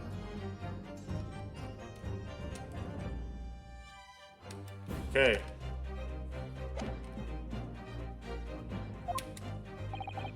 You will instruct the witnesses that the court demands additional testimony from them.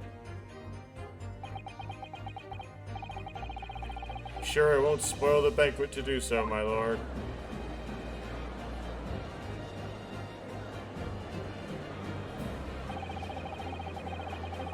I've won myself in their chance to probe that pair about their activities that night, at least. But I won't stop probing them until I've proven that Gina is innocent.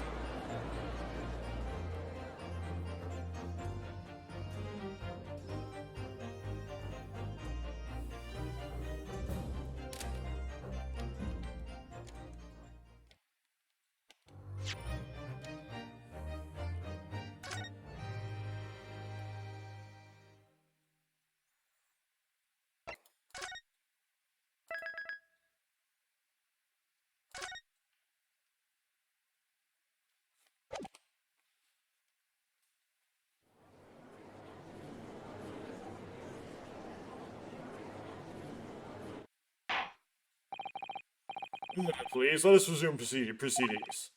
Witnesses, you will now retake the stand.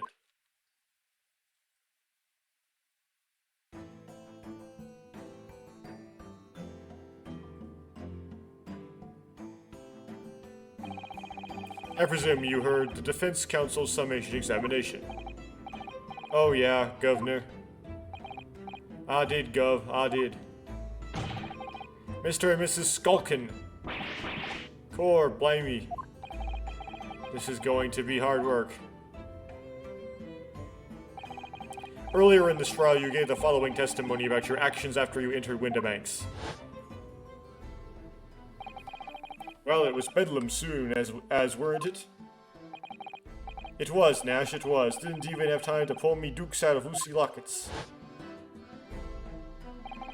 However, that was a lie. You brothers. Poor. Okay. On the night in question, you rifled through the items on the victim's counter. We never done nothing of the sort. How'd you figure that out? You will now give formal testimony once again. You will tell the court precisely what happened on the night in question, and this time, you will tell the truth. Each lie that passes your lips serves to increase the severity of your punishment. And that, gentlemen, may deal a crushing blow to your chances of ever seeing light of day again. A thought worth pondering, perhaps. Say no more, Gov. We hear ya. We'll blab, we'll squeak, we'll peach.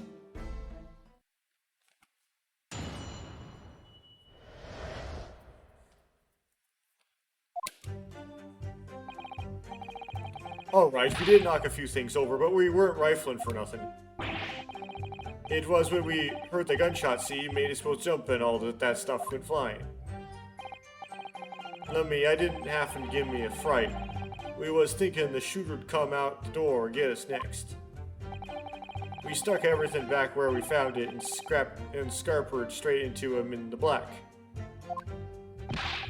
We couldn't have shot the pawnbroker, see? We never even had a chance, did we?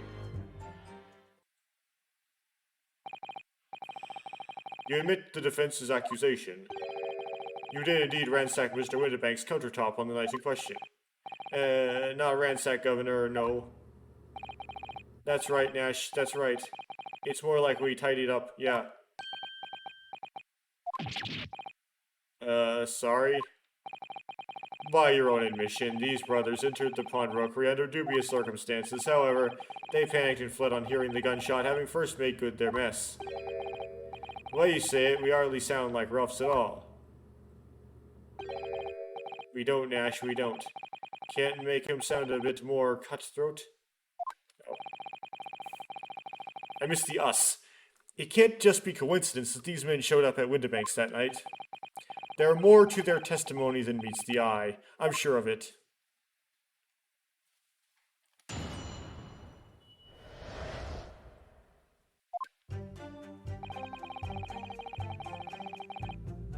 Hold it!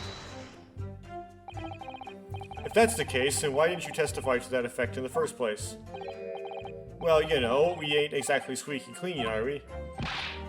We ain't Nash, we ain't. And if we admitted to something like that, people would think we was up to no good. Well said, Ringo, the old China. We only land ourselves in even more trouble. And in fact now, as a result of lying in your previous testimony, that's exactly what you've done. Landed yourself in even more trouble. By the way, China is China plate, which means mate. Oh, well, that's rotten luck. Says the rotten apple eater. Witnesses, explain your actions to the court. Why did you ransack the victim's counter? We never ransacked nothing. Yeah, right, Nash, right. More like we tidied the place up.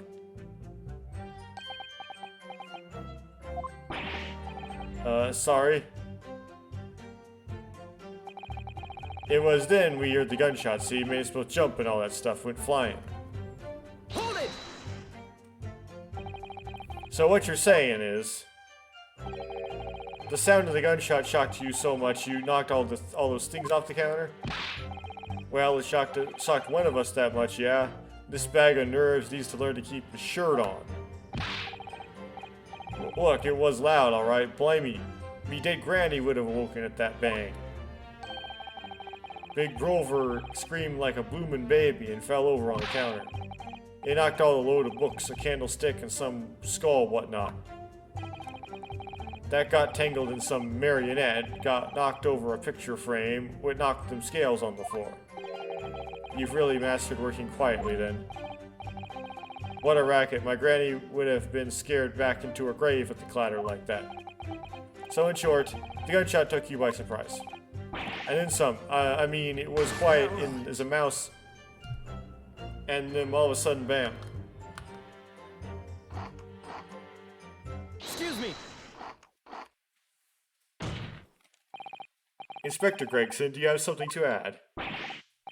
Like I keep saying, I don't appreciate being lumped in with these scoundrels. Now, something to add about their testimony?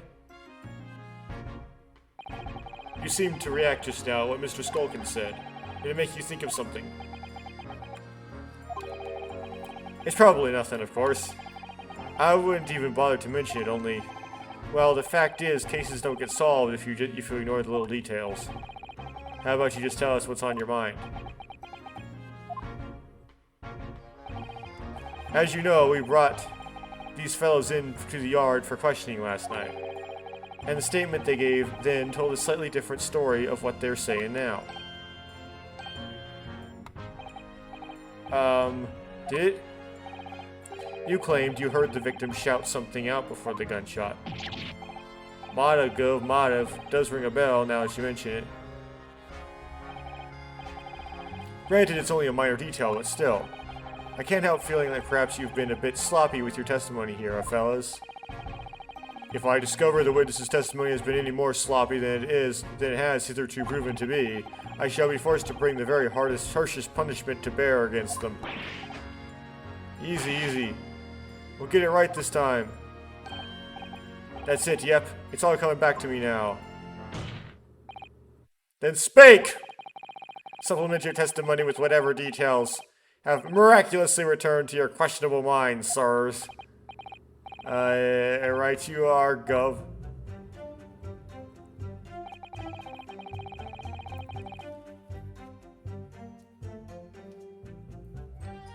Hold it! So in fact, you heard the voice and the gunshot almost simultaneously? We did, Gov, we did.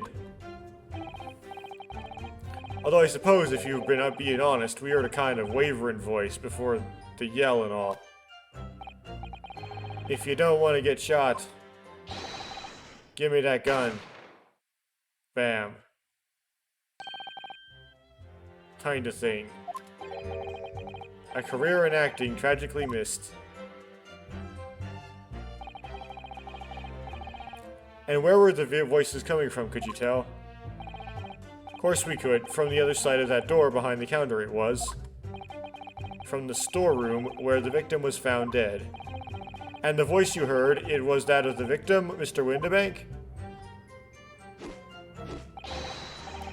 On me granny's life, of course it was. Oh, is granny's life? 'Cause it was. Of course it was, oh. So that would mean that you both knew Mr. Windibank and the sound of his voice? What do you mean? What? What, Nash, what? Any ideas? Yes, Counsel, indeed it would. No, we didn't know the geezer. How am I supposed to deny it when that bloke and all the fancy cobblers giving us the... when that bloke and all the fancy cobblers giving us the evil eye?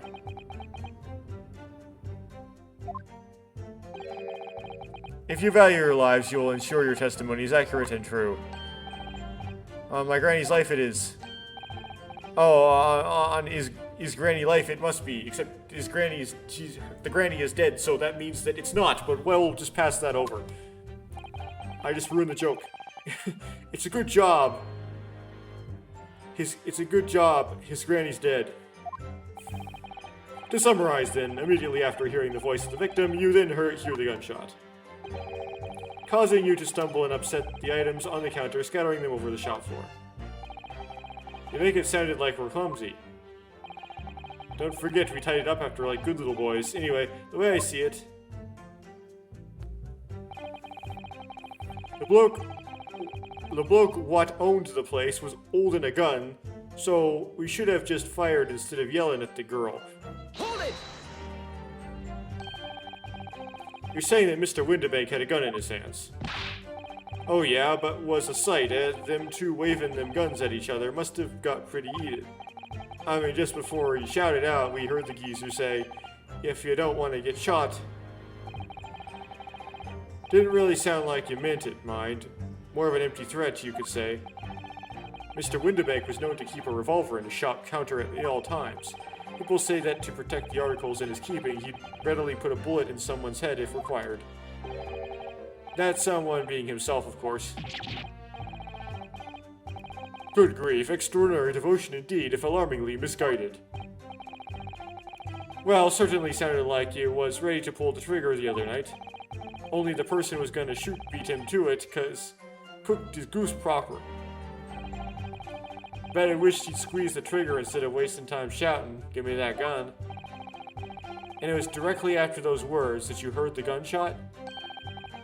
It was more or less at the same time, Gov. Give me that gun. Bam. Kind of thing. Yes, a career in acting very tragically missed. Then we heard the sound of someone hitting the deck. Before everything went dead quiet. After that, we done a slap-dab job tying the place up. Lummy, I didn't give me a fright. We was thinking the shooter'd come out the door and get us next. Hold it! So you didn't try to open the storeroom door then? Not in your life. We went deathly quiet after that. It did put the wind right at me. But anyway, the door was locked, weren't it? No way that was opening. Yes, of course, it was locked from the inside, or so we've been led to believe. It was, Gov, it was, from the inside. Right, so we'd had no way of knowing what was going on in there, did we? Unless there was some other way to get a view of the inside of the storeroom. Like through the keyhole or a spy hole, perhaps. Don't ring no bells. Don't light no lights. We had to cotton around before we noticed anything like that. We were still cutting our teeth in this game, see, but one day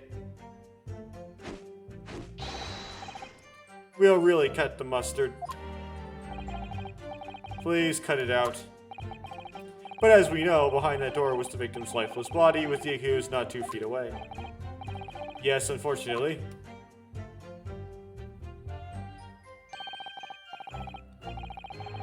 Tina was there unconscious with a gun in her hand. To confirm, it would be correct to say that neither of you set foot inside the storeroom. That's right, Gov, that's right.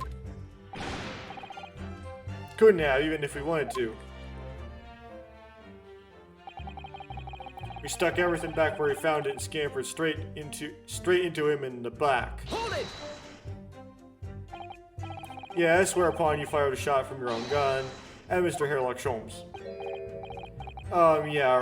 We was a bit hasty there. You was, Nash, you was. Truth be told, I was already shaking like a leaf when you thought turned up. If you're shaking like a leaf, don't put a loaded gun in your hand. Good advice, miss, good advice. Truth be told, mind went totally blank. Before your mind goes totally blank, make sure you don't have a loaded gun in your hand. A mental note made, miss. After that, we legged it down the street, but apparently we looked dodgy to the coppers or summit, so they clapped the darbies on us like winking. After you've been handcuffed, the police found this revolver in your possession, correct? Well, yeah. But listen, that proves it, doesn't it, eh? We couldn't have shot the pawnbroker, see? We never even had a chance, did we? Oops. I accidentally wrapped around. I feel like I hate this. It doesn't let me, like, fast speed through.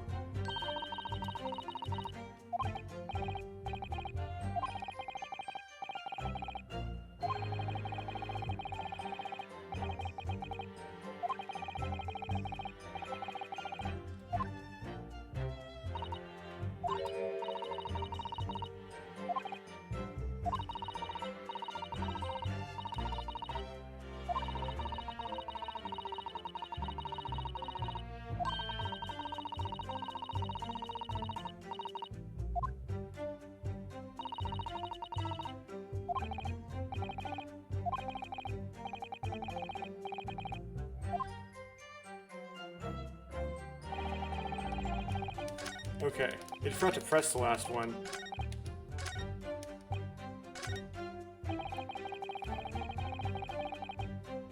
Hold it! And why should we believe that? Well, because it's true, ain't it? The place was totally empty when we went in. At that time, the victim was already in the storeroom, having been forced to open the door by the accused who had a gun to his head. In other words, on the night in question, these two witnesses never even laid eyes on the proprietor of the pawnbrokery, Mr. Windibank. Correct? You've got it, mister. Down to a T. So the Skulkin brothers never actually encountered Mr. Windibank. Is that really true, I wonder? Okay, I have to get through this. Oh, let's go faster now.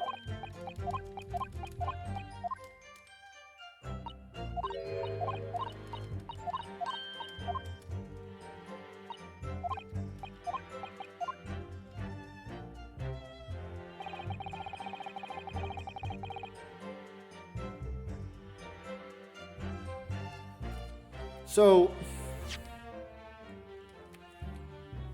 what I think they'd be rifling for was the box, so it would be this, but I'm pretty sure that presenting this on this statement isn't really the right answer.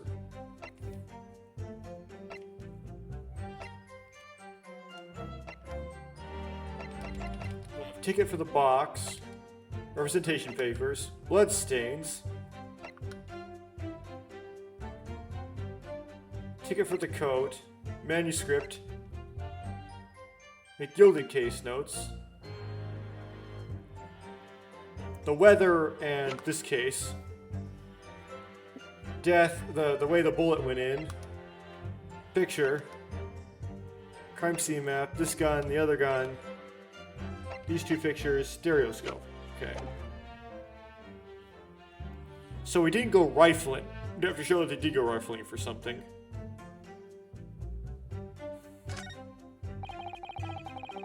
Just before the gunshot, we heard a voice yelling out, "Give me that gun." We can't really present on that, can we? You don't have any, like, proof. The bloke what owned the place was holding a gun. So he should have just fired instead of yelling at the girl.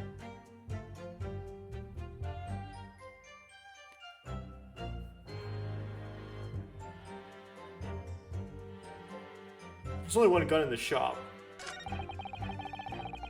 I mean, it didn't have to give me a fright. We was thinking the shooter'd come out the door and get us next.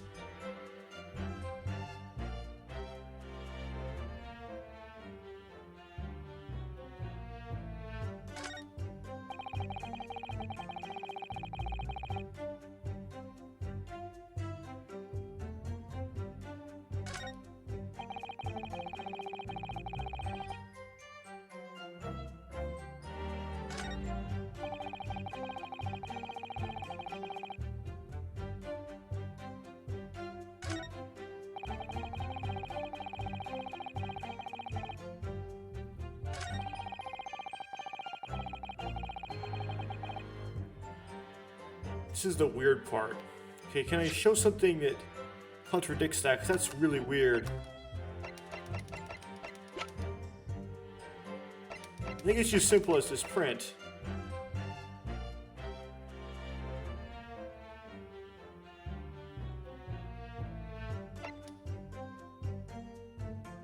Let's examine this again.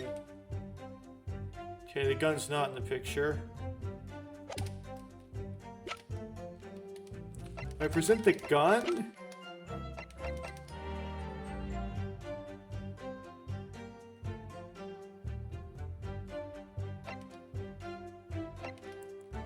Or this picture? I think this picture's a better bet, and if this doesn't work, we present the gun. Objection! You're saying that on the night in question, the victim, Mr. Windibank, was wielding a gun. Is that correct? That's right, Gov. You've got the picture. Nah, I do have the picture, in fact. No question. And yet the photographic evidence from the time of the incident clearly shows that Mr. Windibank was not in possession of a firearm of any description. Objection! Not yet. You surprise me. Does the defense really intend to highlight evidence that compromises the position of the accused even more? Yes. Furthermore, the defense has failed to establish that the photographic print presented was taken a suitable short time prior to the victim's death. Your chronology is severely lacking, counsel. Yeah, that's right. Too right, Nash, too right. The old geezer couldn't have been about to turn the tables on the girl, eh? Hardly likely. No, I'm afraid this won't stand as conclusive evidence. Continue with the cross-examination, counsel, and heed my earlier warning, witnesses. Skulkin's never skulkin'. Was that a neutral percent? What?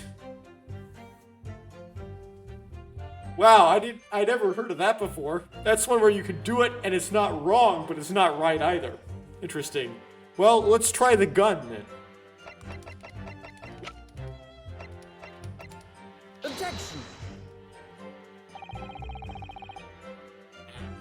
This is just wrong. Okay.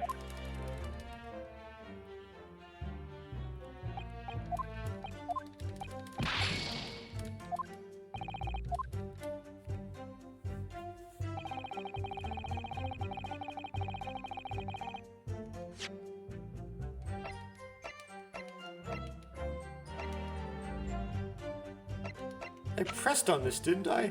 Let me press on it again, just in case.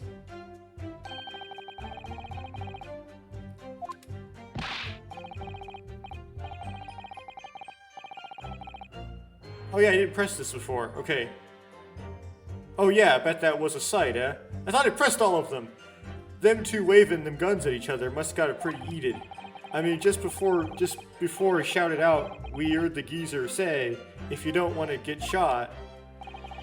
Didn't really sound like it meant it, mind. More of an empty threat, you could say. Mr. Windibank was known to keep a revolver in his shop counter at all times. People say that it's to protect the articles in his keeping. He'd rarely put a bullet in someone's head if required. That someone being himself, of course. Yeah, it's like... So I did press this.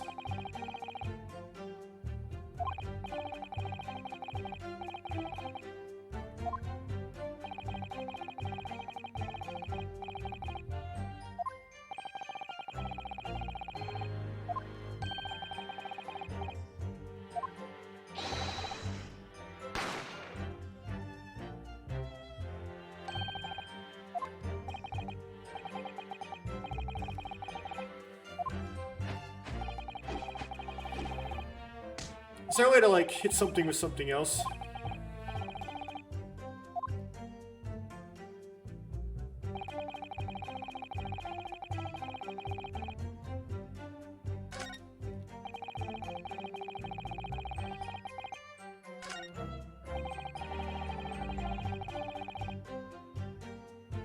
Hold it!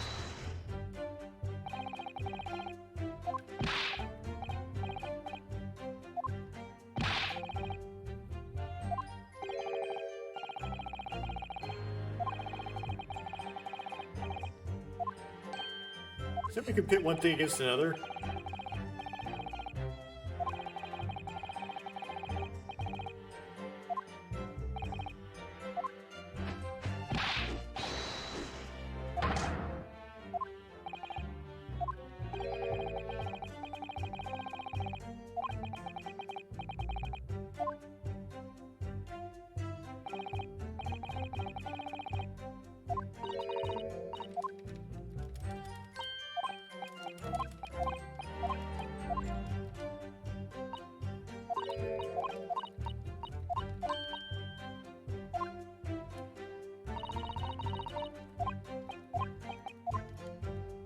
I know it's wrong. They said they observed Mr. Windibank doing certain things, but then they couldn't have witnessed it because the door was closed.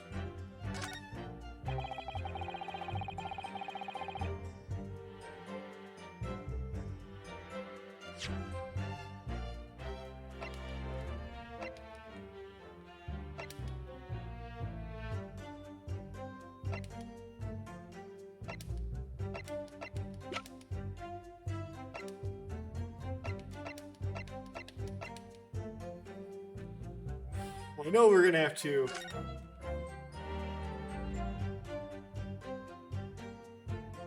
So just go for it? I guess I'll go for it. This is a really long shot, though. It's just really obscure. Oh dear. Objection.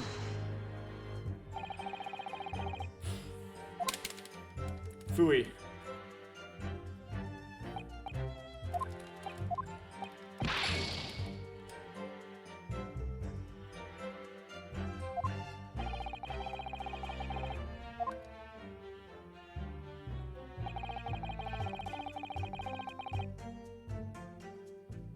Never had a chance.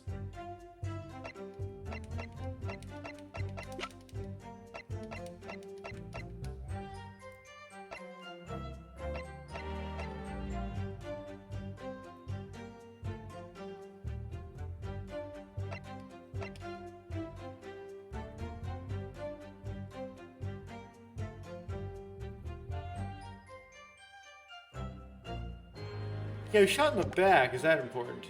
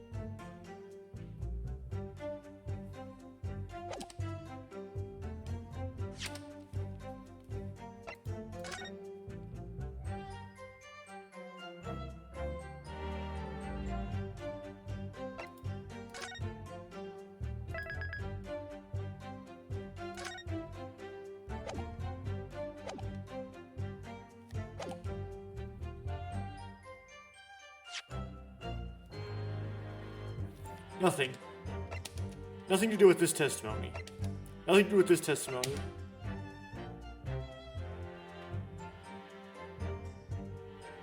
Not really.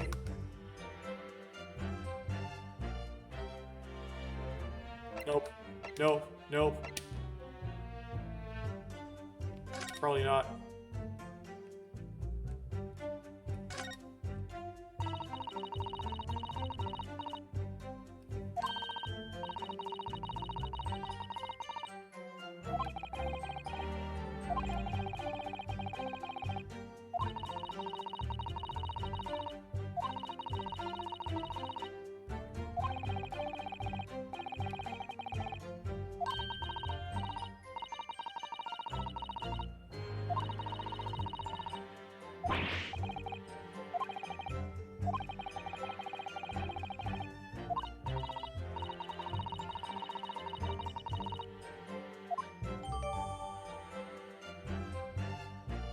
Okay.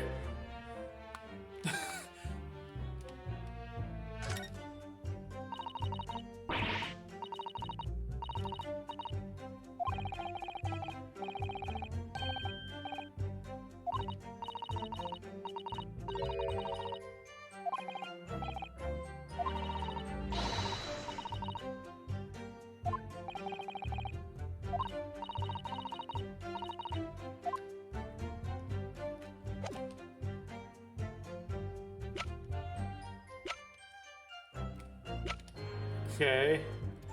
Autopsy report.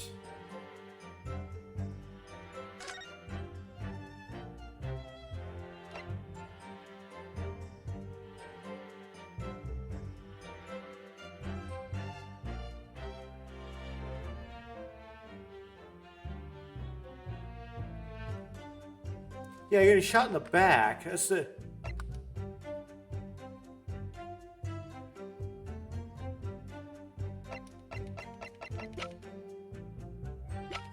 Another long shot. But I gotta go for it. I gotta progress somehow. Objection! Oh, I failed.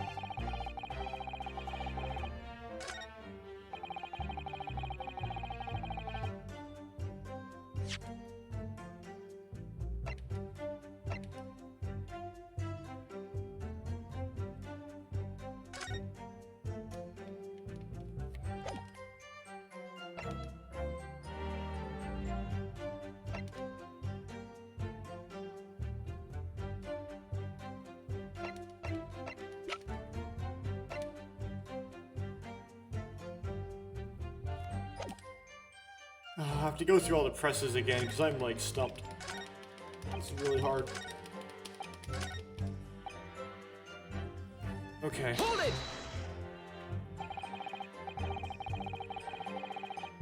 Okay, it's not.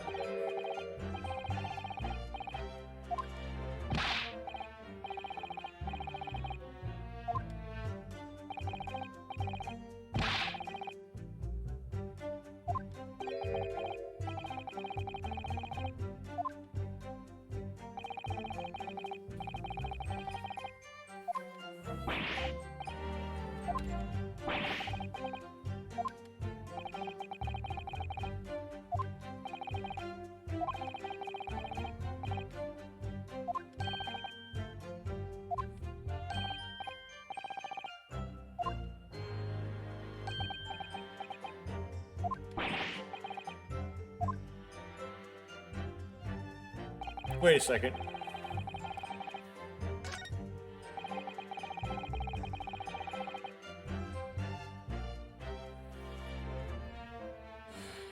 Another long shot. Objection!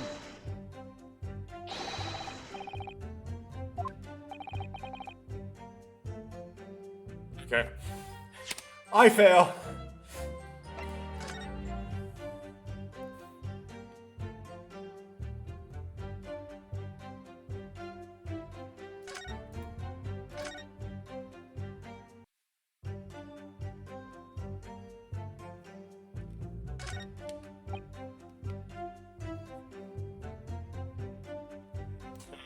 Hold it! Don't really have evidence to contradict someone said something.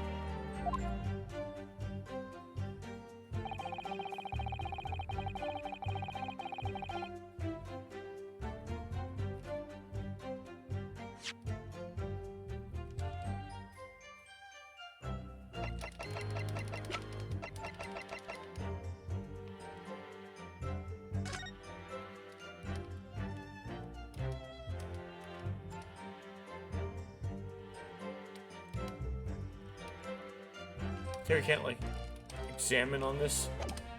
Okay.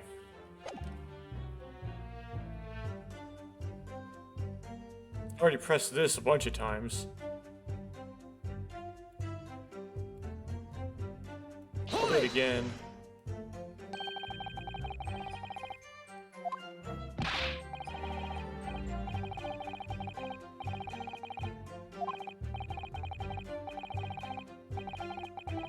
I mean, you gotta contradict that there's another gun. I don't know why.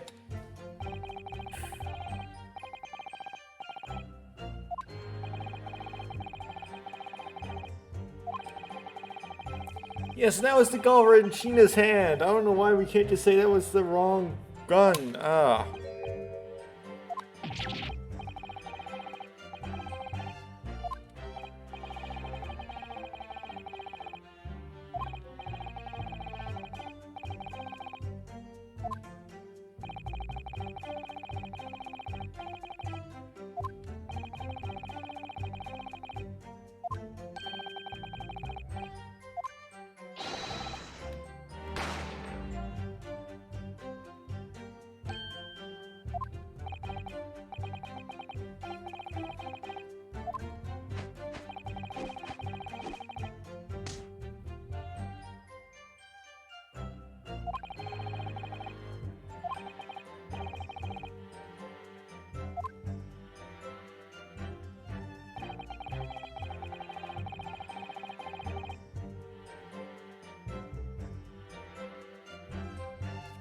Hold it!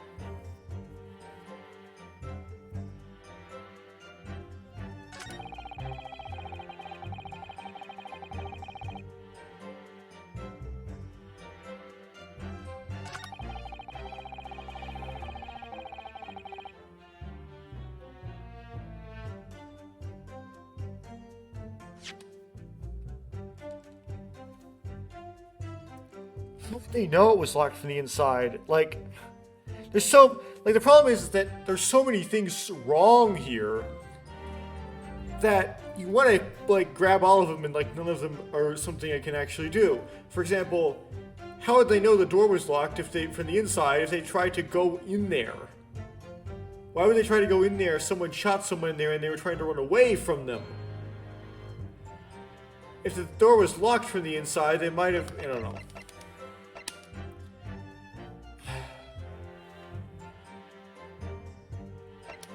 And we know there's a peephole, but for some reason that's not evidence we can present.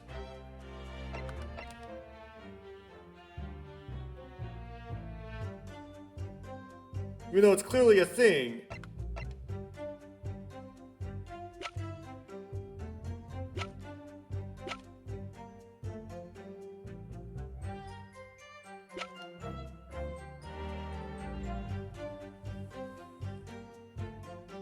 Objection!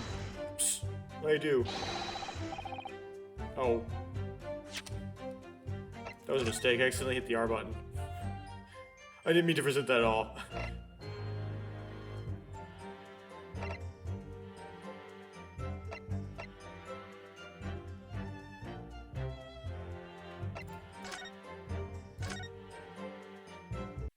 Okay.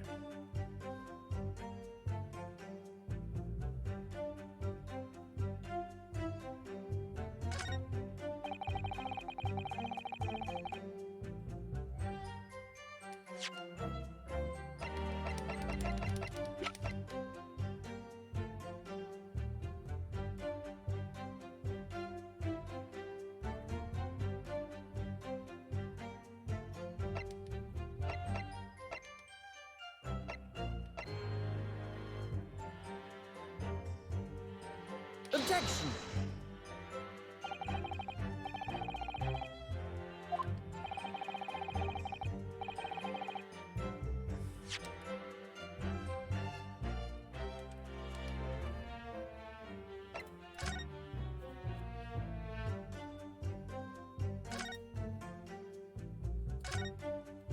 Huh. How to get really stuck. It's like just, yeah, at this point I just have to like try presenting everything on anything.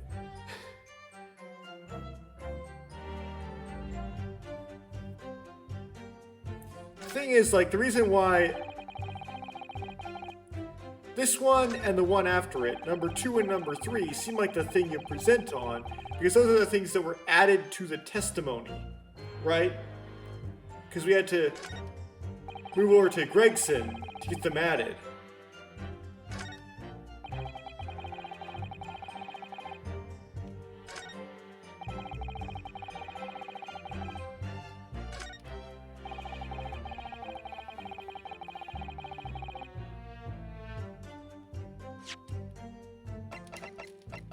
I would think if the autopsy report would have worked instead, I'm gonna do this specific thing. Oh my goodness. Okay. Let me explain this. So, the autopsy report says that he was shot in the back. So the autopsy report should be perfectly fine evidence to say that he was shot in the back, right? I presented that, and it gave me it was wrong. You're supposed to use apparently the crime scene photograph to show he was shot in the back, even though the autopsy report says in words he was shot in the back. Urgh! I don't blame myself for that. Then on the night in question, the victim, Mr. Windebank, was wielding a gun. Is that correct? That's it, Gov. You got the picture? Yeah, it has, Nash. No questions. I'm going to pause and get something here. That got me real salty. Okay.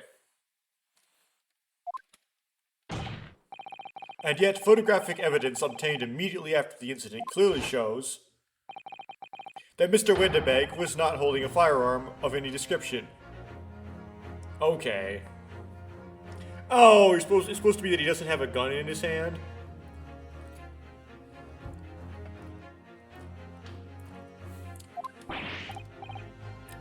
Yeah? You what? Golden Bennett, that ain't right. Objection!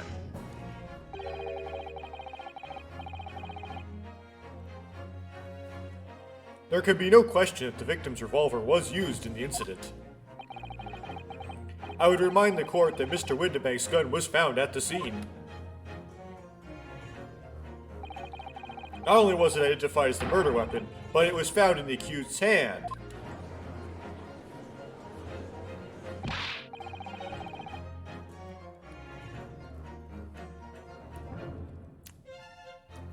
Yeah, that mole tooler used the victim's own gun to finish him off.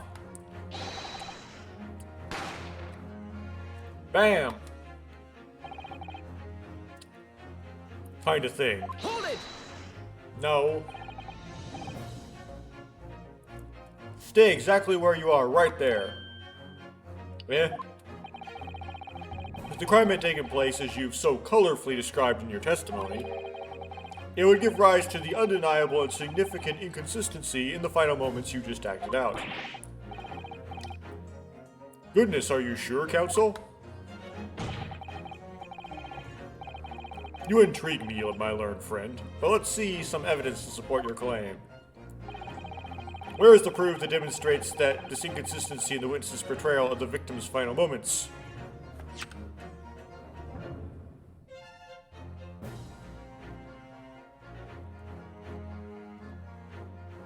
Huh.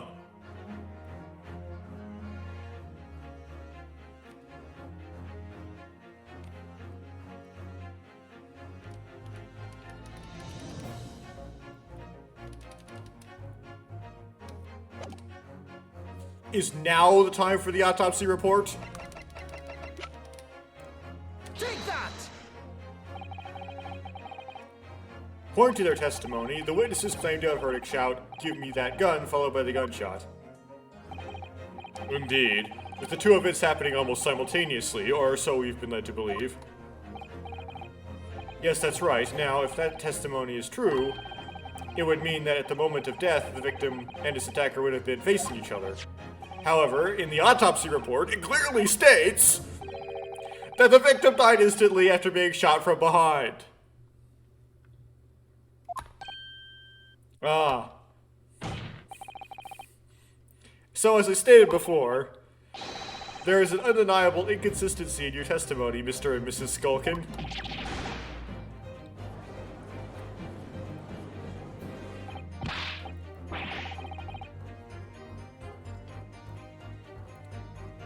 But it's the God's honest truth. It is, Nash, it is. When we was shot that night. The shopkeeper's had a gun in his hand, and we saw it with our own bleeding eyes.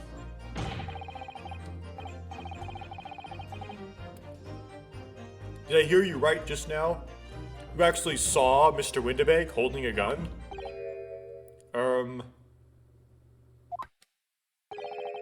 Something like that might have slipped out.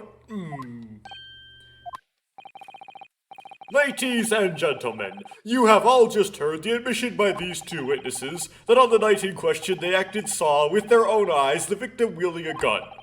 Which can only mean that despite their testimony to the contrary, the Skulkin brothers must have encountered the victim in person. Ah!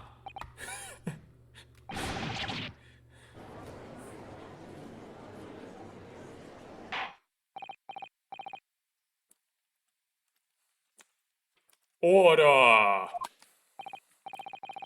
Witnesses, explain yourselves at once. Well, the thing is, you weren't supposed to,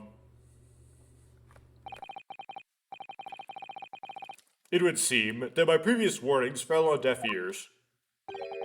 I made it quite clear that false witness would be the death of you. Literally.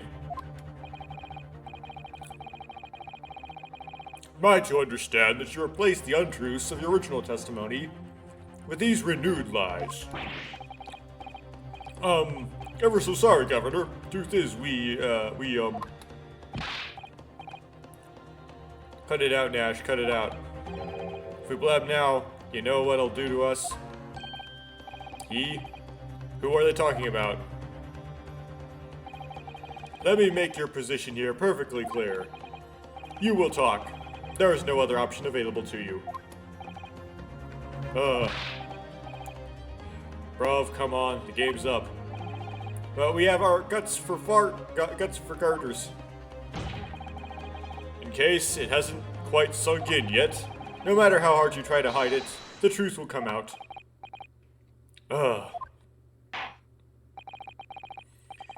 On the night in question, it is now apparent that you brothers met face to face with the victim.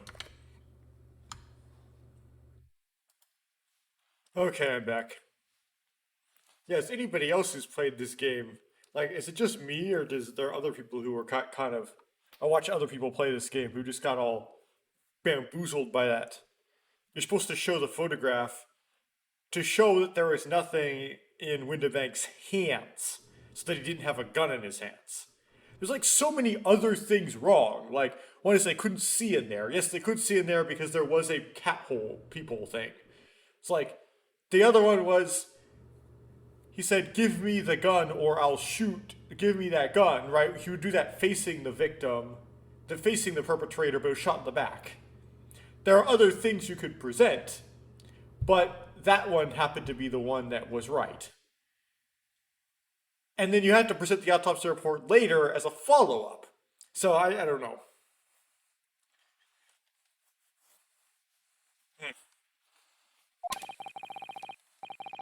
I demand that you testify again, another time, to explain the precise circumstances under which this meeting took place. Well, do we have to? On pain of death. I suggest you make yourselves fully aware that this is your very last chance to tell the truth.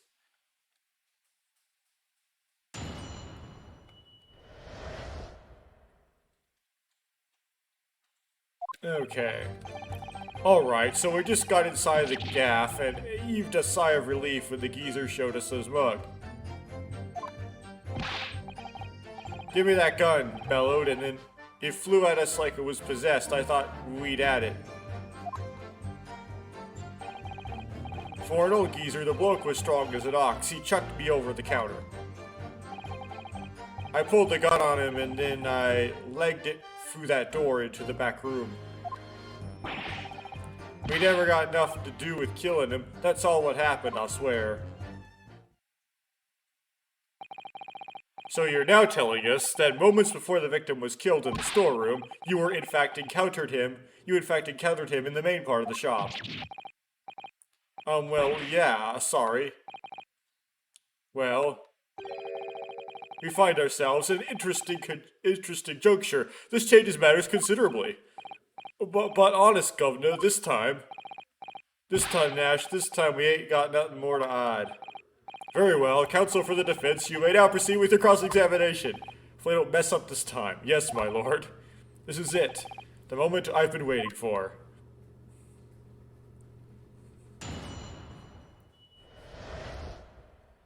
Encounter with the victim. Okay. So we just got inside the gaff and heaved a sigh of relief when the geezer showed his mug.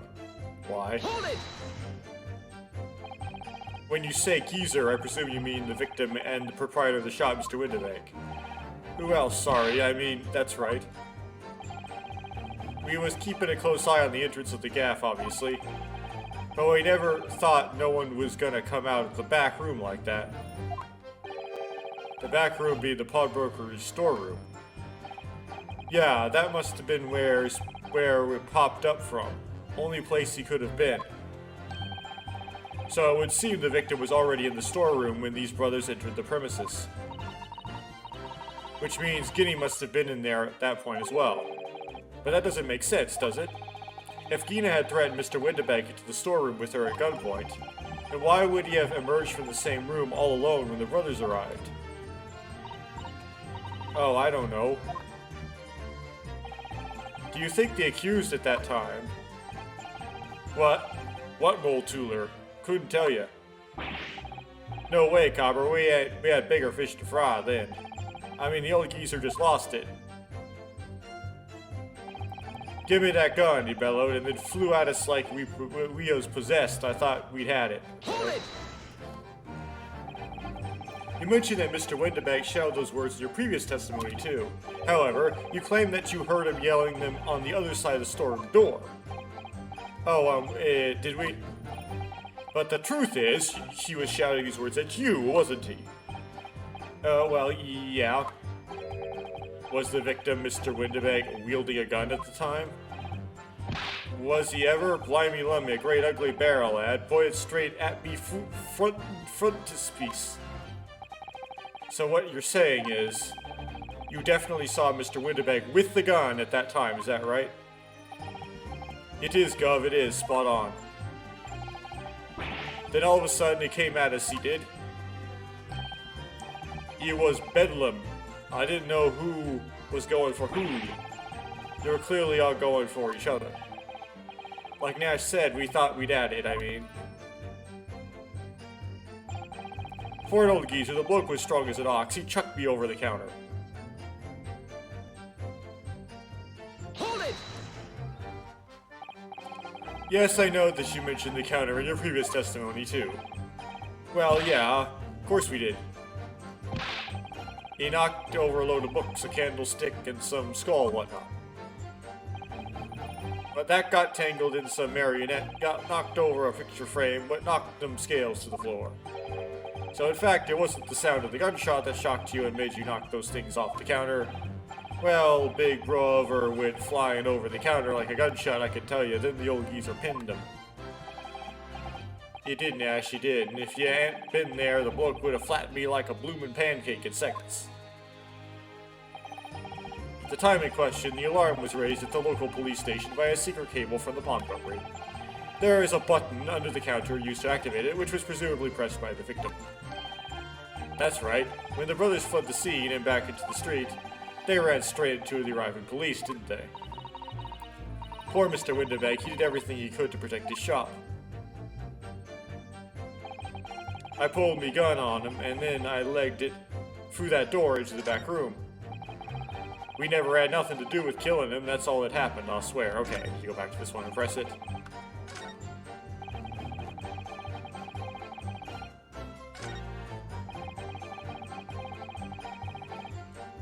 Hold it! Were you intending to shoot Mr. Windibank? No, never. I was just, looking out for my brother, and he was being flattened, don't forget. By a man whose shop was being burgled, yes. And then, the man fled into the storeroom when you pointed your gun at him, is that it? Yeah, that's it. He shoved me away, then ran off through that door and shut himself in. There's something about that last remark. Something that doesn't quite ring true. I wonder why Mr. Windibank ran away into the storeroom. What? Well, according to what everyone's saying, Guinea was in there waiting for him with a gun. Ah, yes, that's right. Gene allegedly used Mr. Windibank's gun to threaten him to force him to open the storeroom door. In which case, how did the gun end up in Mr. Windibank's hands again? I have no idea, but that is strange, isn't it? This little inconsistency could be significant. I should make a mental note of it. Look, the point is, me and Bruv were... That's right, Nash, that's right. Me and Bruv were... We never had nothing to do with killing him. That's not what happened, I swear. Okay. Hold it! You say you had nothing to do with it. Nothing at all. Nothing, Gov, nothing. The old geezer waited to shut himself in the back door, didn't he? Locked it was from the inside. We know it was because we tried to open it. But it's a decent door, that one. Good and strong, wouldn't budge an inch. So in the end, the situation remained unchanged. Inside the storeroom with the pawnbroker there was only one other person. The sole person who could possibly have shot the victim and the accused Miss Gia Lestrade. It would indeed appear so. What say you to that, counsel? I don't know. Was there anyone else apart from Gina who could possibly have shot Mr. Windibank? There could have been. Mr. Skulkin. What? What's that look for? From the moment you admitted that you'd encountered the victim face to face that night. The course of this trial changed completely. It did? What is your point, my learned friend? The question we must answer is who could have shot Mr. Windibank? And it's the belief of the defense that the defendant is not the only answer at all.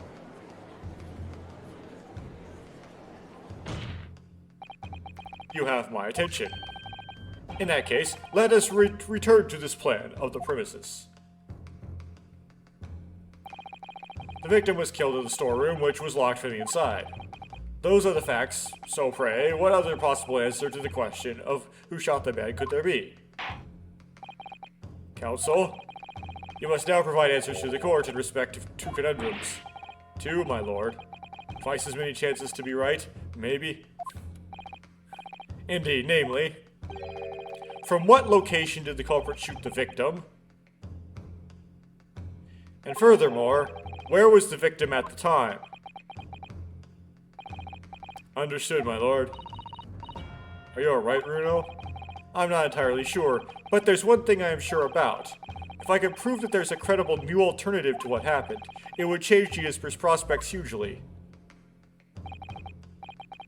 So now, for some clarity, I'm going to be a wimp.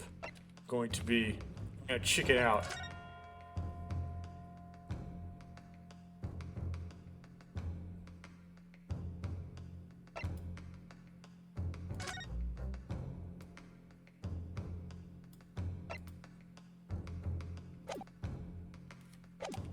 What did I say to say load? I wanted to save. What the hey? Man, I accidentally really messed that up. Okay. Just make it just like just in case I goof up.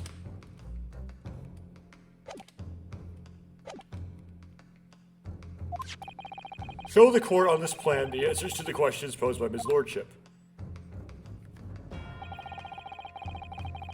If you believe someone else could have killed the victim, indicate from where that person could have fired the gun.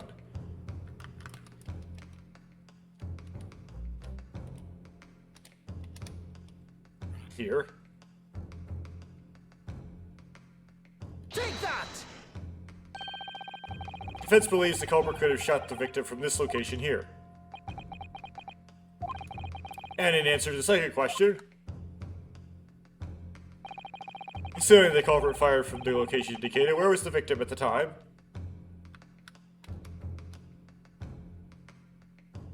Take that!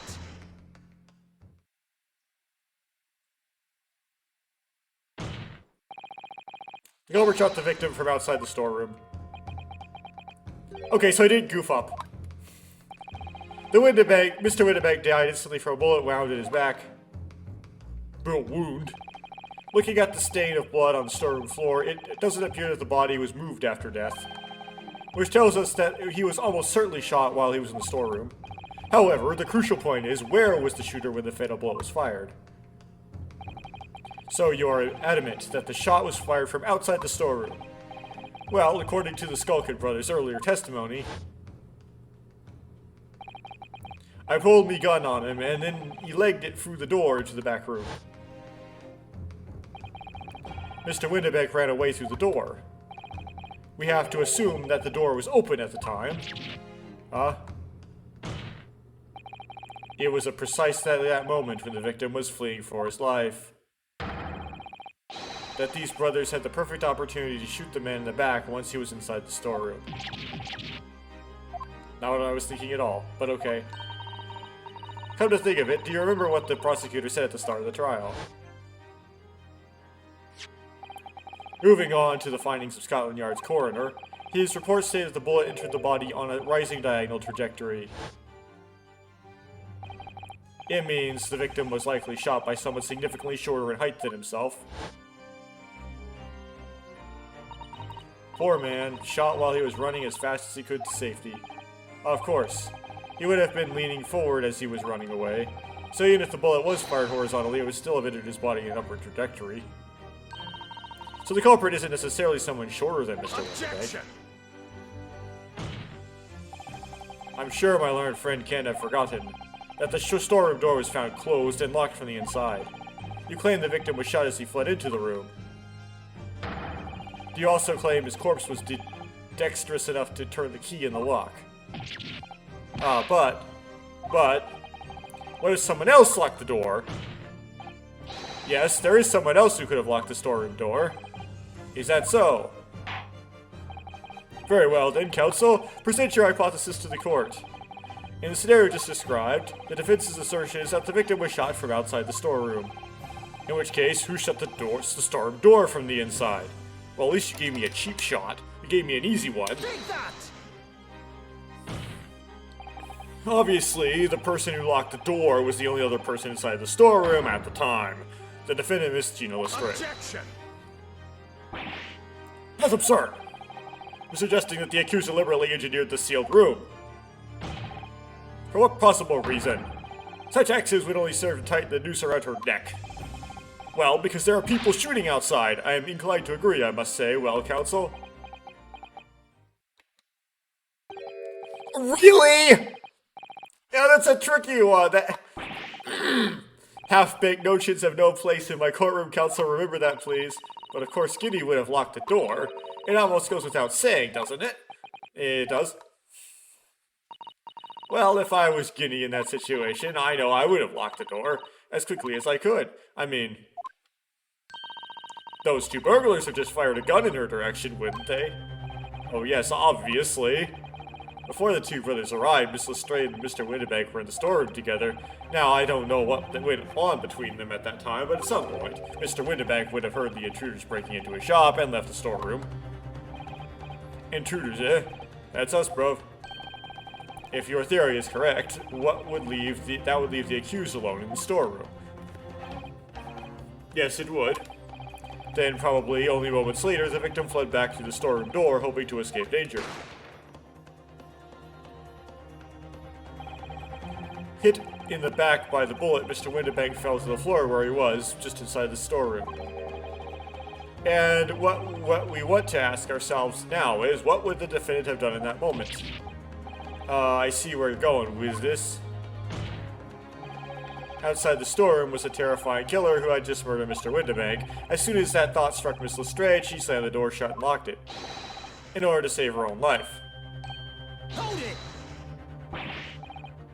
But I mean, we ain't the ones who done it. We ain't, Gov, we ain't. You gotta believe us. I mean, come on, we've never shoot no one.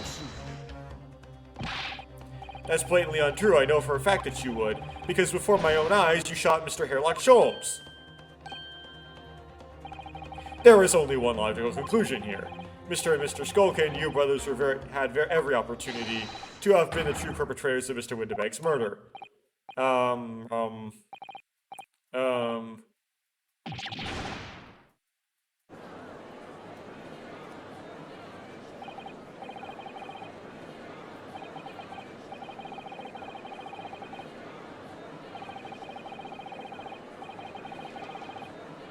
Three brothers. All the members of the jury seem to be finally on your side now. I know, first time ever, and probably the last. Well, I think we've done it. Surely they'll have to give a verdict or... No, you haven't.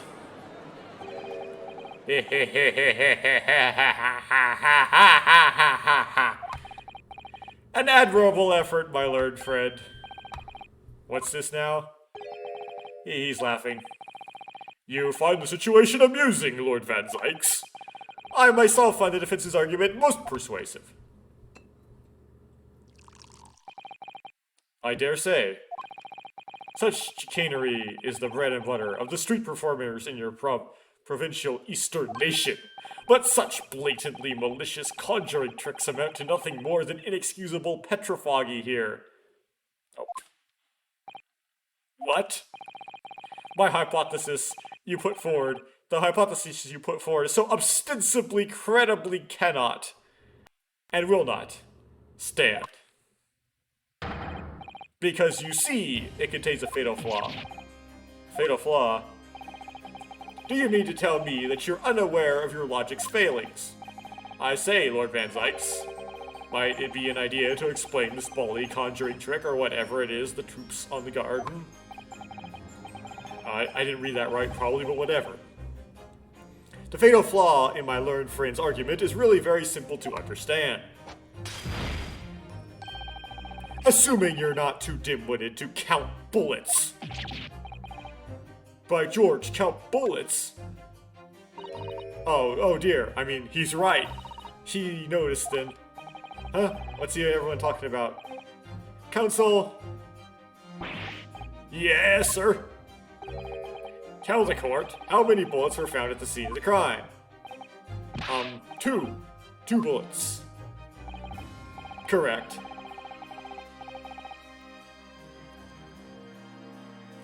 The first, that which hit the victim in the back, ending his life. And the second, that which struck the detective, Mr. Hairlock Sholmes, on his arrival at the scene. Indeed. But we're going to get into the issue of Was there a bullet in Herlock Sholmes, or did it go through him? Where'd the bullet in the wall come from? Did Windibank shoot the calendar?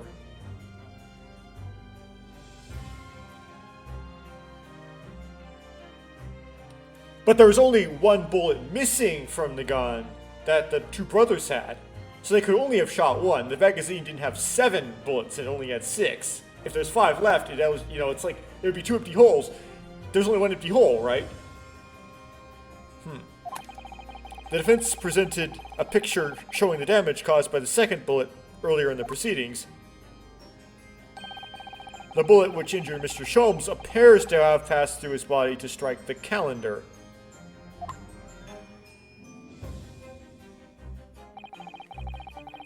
Your lordship's understanding is correct. Furthermore, we know there are 2 firearms involved in the incident. The revolver belonging to the victim, Mr. Windibank, and the Skulkin brothers' revolver. The evidence shows that a single bullet was fired from each gun. Yes, indeed, it does. A single bullet from each. Now then, my learned friend,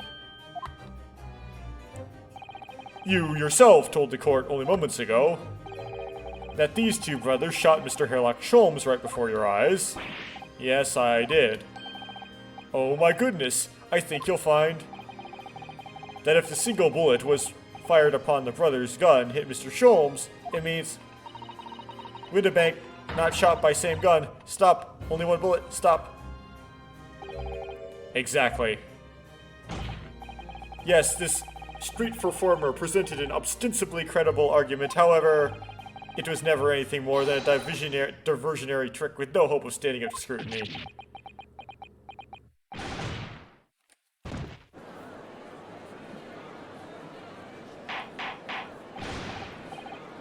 Order! He'll conjure another bottle sooner or later. Pray forgive the discourtesy of flinging the dregs of this hallowed nectar into the public gallery. Lord Van Zykes, it's like how much wine had to be cleaned up after his trials. But this court needs to open its eyes. The accused, Miss Gina Lestrade, is no ordinary little girl. Despite her young years, she can, regrettably, no longer be described as a juvenile. No, the person in the dock is far from a law-abiding citizen. She has a past riddled with criminal conduct. The truth is, the accused broke into the pawnbrokery on the night in question with loathsome intent. As we can see beyond doubt in this print, which depicts her threatening the victim with the murder weapon. And I have here in my possession one more piece of evidence the prosecution wishes to present. At the last minute.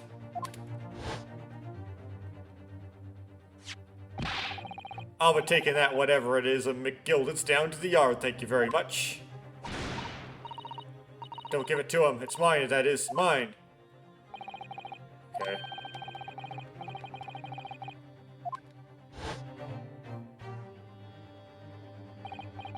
Yes, that music box disc, McGilded's music box disc. The very day before the hateful murder of Mr. Windibank, the accused attempted to make off with this article, which clearly doesn't belong to her, and with none of the subtlety of a pickpocket, I might add, but by brute force and brazen impudence. Good gracious. Make no mistake, any sympathy for the accused on the account of her years is misguided and dangerous. There are no depths to which this girl would not stoop if pushed, no crime she would not commit. The court forgets that fact at its peril. I see. I think it would be prudent to take this music box disc into evidence, counsel, as grim testament to the defendants. Lord Van Zykes, I am... Inspector Gregson, what? Yes, Inspector. We had a meeting yesterday at the yard with the prosecution service, and, I think it was agreed that the disc wouldn't be used as evidence. What's this all about? Why is the inspector acting strangely? That's the first time he said anything to Van Zykes at all. I am unaware of any such meeting. But those were the instructions right from the top. The government bigwigs were insistent. I am Van Zykes. Inspector, I am the prosecutor, and I alone determine how to present my case. Your warning is noted. Thank you. The prosecution wishes to proceed with submitting this disc as evidence, my lord. Indeed, bailiff. He probably knows what he's doing about something we don't know much about. Okay. Yet. We'll find out. The prosecution has established the accused's motive, opportunity, and baseness of her character. There is nothing more to add.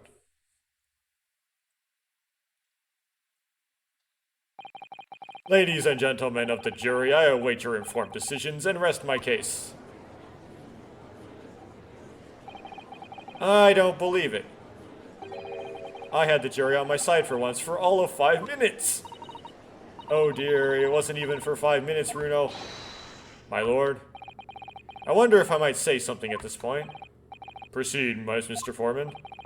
Been stumbling about a bit of a fog up to now, if truth be told, but all of a sudden, the answer's bally obvious to me and my men. There's only one thing for it.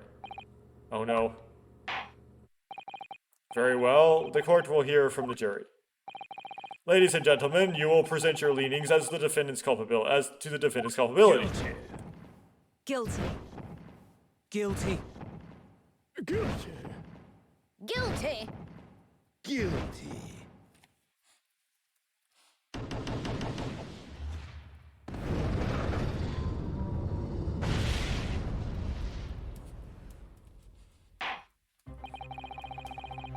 Well, we've got the music box in evidence, and this is going to open up things.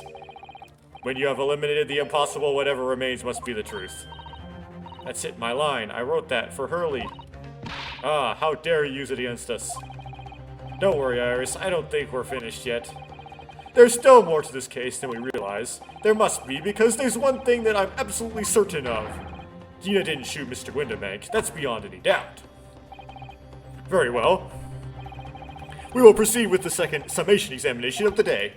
Mr. Foreman, are you and the other jurors ready? We don't have to wait for Marinosuke to request one. He's just going to, so I'm just gonna assume there's gonna be one. Gyarados Squadron is primed and ready for action, sir. Very good. So, ladies and gentlemen of the jury, you will each explain on what grounds you have now determined the defendant to be guilty. Maybe the judge has come to a conclusion himself, and that's why this is happening.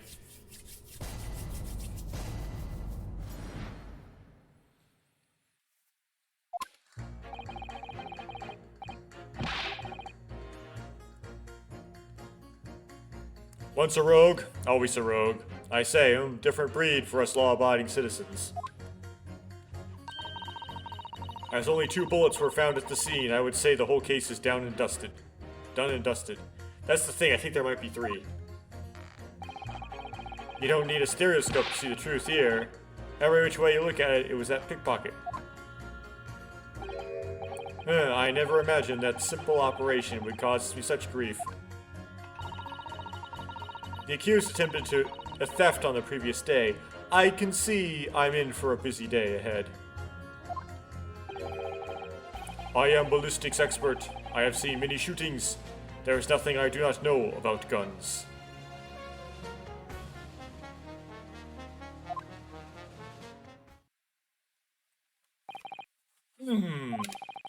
I would seem there is little remaining room for doubt. I have to admit, I was rather bowled over by the arguments put forward by the chap in black. But when that fell apart like a house of cards, I saw that I'd jolly well been hoodwinked. Well, no more. The whole courtroom is turning against me. It's not fair. Iris? The prosecutor's being mean.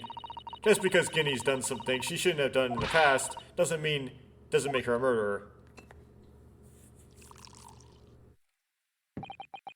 Allow me to savor this fruity vintage. Where'd that bottle come from? Well, I savor the spectacle of your fruitless debate on the matter. Here's to the truth coming out, eventually. That's enough preamble. Counsel, proceed with the summation examination. Lip resonance. Yes, my lord.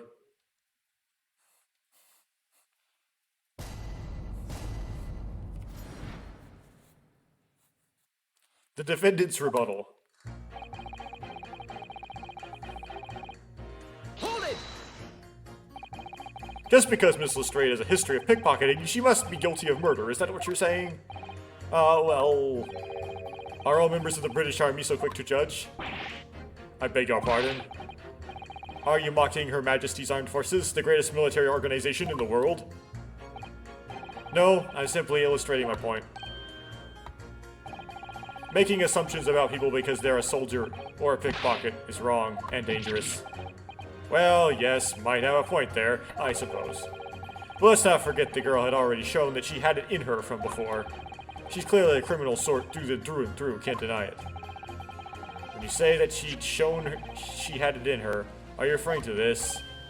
Exactly. Tried to swipe that only a day earlier, huh? Or am I mistaken? Not exactly. Given that I was actually there at the time, it's hard to refute that. I've never actually seen the real thing. I can't wait to have a closer look at it. Ah, yes, of course.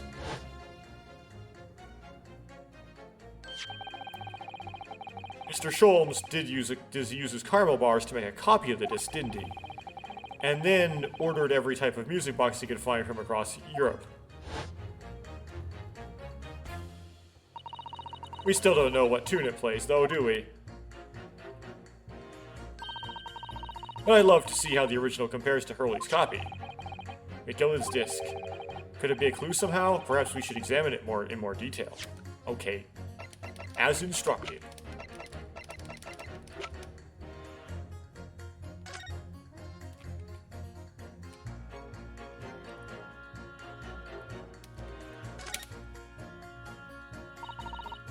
For McGilden. That's the man you defended in court a couple of months ago, isn't it, Bruno? Yes, or rather mistakenly defended. I wonder what his name is doing on the back of his disc. It's a question I'd love to know the answer to myself.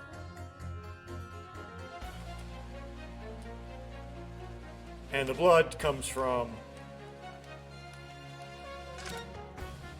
Oh, we gotta do the... Oh, Bruno, look. This is blood. Yes, you're right. Just a small smear, but definitely blood. Actually, I feel as though I might have noticed that before. Then it's my time to shine again. I thought I'd be waiting forever. Alright, hold still with that disc, Bruno. Can we get this done quickly, Iris? In a flash.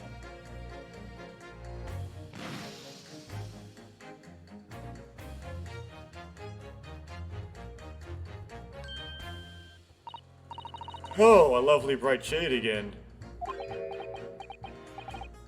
Wait, that color... What is it? It's just that green, it's not the first time we've seen that color, is it?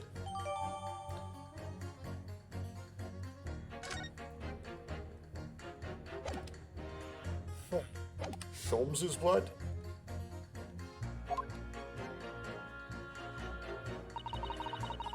As only two bullets were found at the scene, I would say the whole case is done and dusted. Hold it!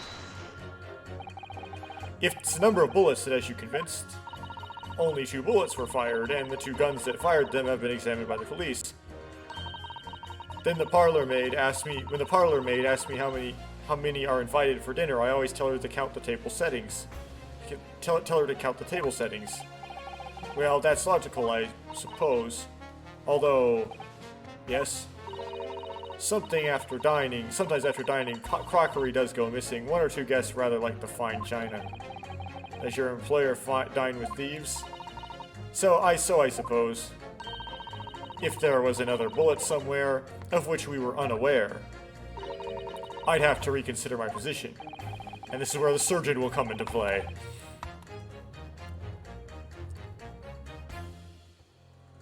It's... But not yet, though.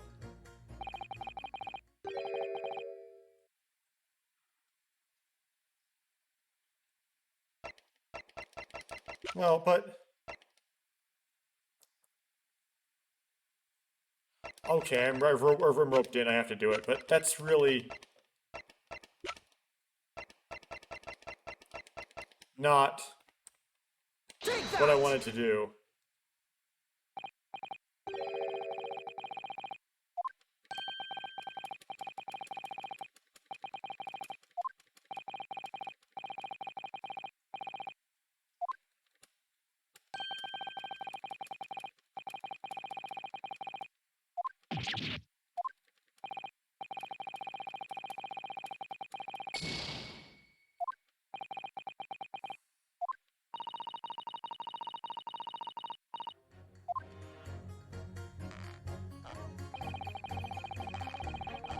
They don't let you back out in time. Okay.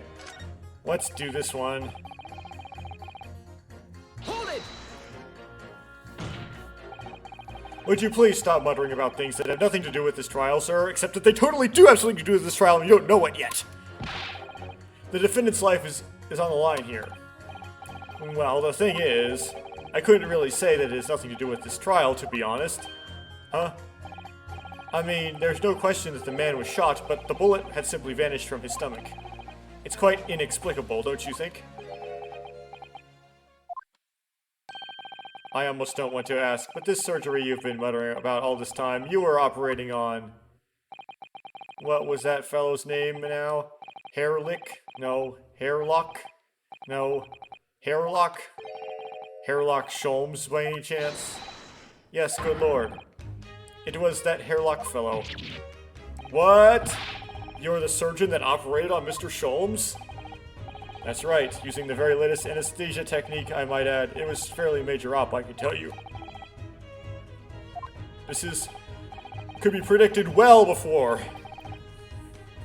Let me see, the fellow was brought in not long after midnight, I remember correctly. They said he'd been shot by some criminal or other, so I opened him up like a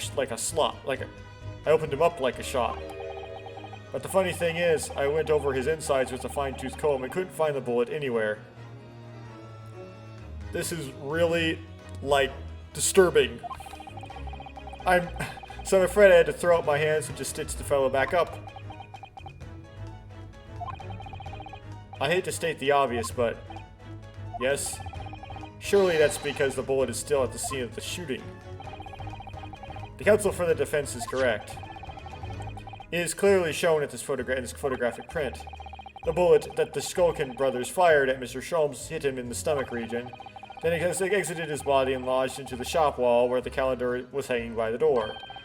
I think you'll find it's really quite simple if you just consider the problem three-dimensionally. Huh, who do you think I am, son? Well, juror number 4 is about the best I can do. As soon as I saw the wound in the man's stomach, I flipped him over. Like a pancake? Are you saying that you checked his back? Of course I did. And there wasn't a trace of injury. No sign the bullet had left the body at all. What? That's the point. The only logical conclusion was that the bullet was still somewhere in the man's innards. Which is exactly why I said about slicing him up. And I'm still none the wiser even now. How many times do I have to say it? Can somebody please explain how it happened? Can somebody please solve the mystery? It's almost as much of a mystery as how this jury was put together. The mystery of where that bullet ended up is infuriating. Where's the expert when you need one?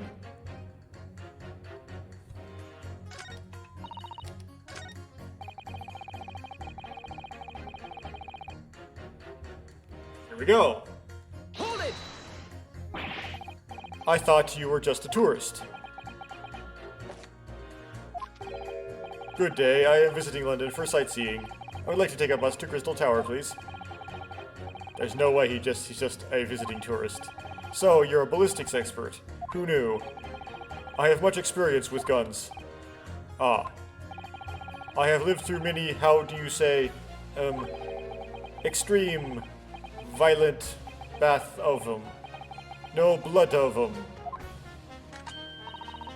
Extreme violent bloodbaths, perhaps. Ah, those extreme violent bloodbaths. English is very difficult tongue. Considering the sort of people you associate with, I'm surprised you still have a tongue. Anyway, if you have questions about bullets and guns, you ask me. There is nothing I do not know, no mystery I cannot solve. He's very confident in his knowledge of guns, that's for sure. But if possible, please, only in Russian language. He's not very confident in his knowledge of English, though, is he? No, still, we should bear it in mind. He's our man if there's any mystery about guns or bullets.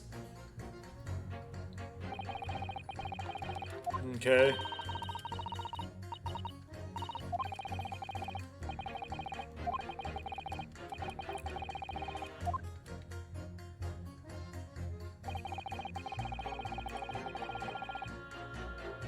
I'm going to be a wimp again and save.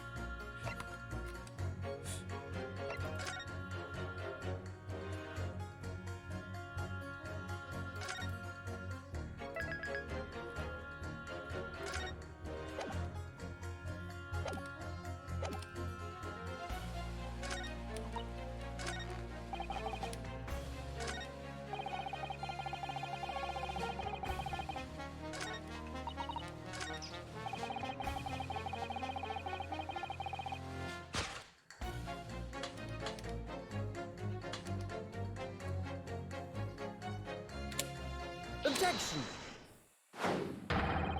These two statements clearly contradict the idea that all I do is pit jurors against each other.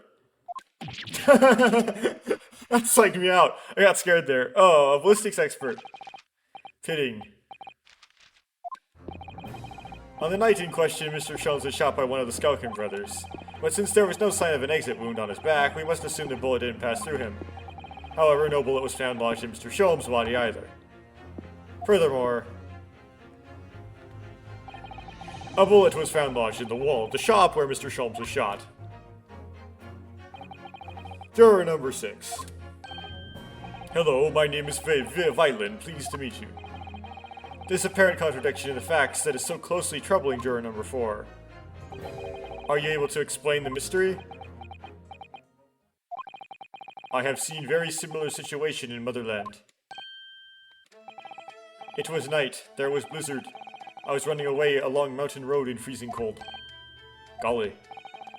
The snow was piled high on both sides of road. It was very narrow and dangerous. My pursuers had hunting rifles and they were on dog sleds. Mental notes, don't ask too many questions. I was shot from behind and I fell down in snow. And the situation was very similar to what I hear today from Doctor. They could not find bullet in my body. And no sign of, how do you say, exit wound. Then, where did the bullet go? Bullet never hit me. Well, if it hit you, why did you fall down? Bullet hit frozen wall of ice very close to my side. What? One small piece very sharp broke away from lump of ice and pierced my body. It made deep wound that looked just like bullet wound. Good gracious. Of course, piece of ice quickly melted inside me. And that is solution to mystery of disappearing bullet.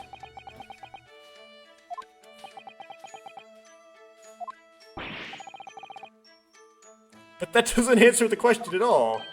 The shooting happened in a pawnbroker's shop. Not some snowy mountain road in another country. Just an idea, but we might not be looking at exactly the same scenario here.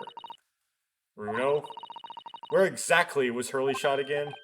Well, according to the report, in his stomach. Sort of around this area, I think. Well, that's precisely where he always wears a little pouch in his belt. A pouch? Actually, I might have noticed something like that. Yes, a pouch. It's where he keeps 3 glass vials of very dangerous chemicals that he uses in his investigations. What, really? Doctor, where is the pouch Mr. Sholmes was wearing? Well, the fellow had nothing like that on his person when he arrived at the hospital as far as I remember. If I may. Lord Van Zykes. While I realize it is forbidden for the prosecution to interject during a summation examination, I should inform the defense that I have the pouch in question in the antechamber outside the courtroom. Sorry?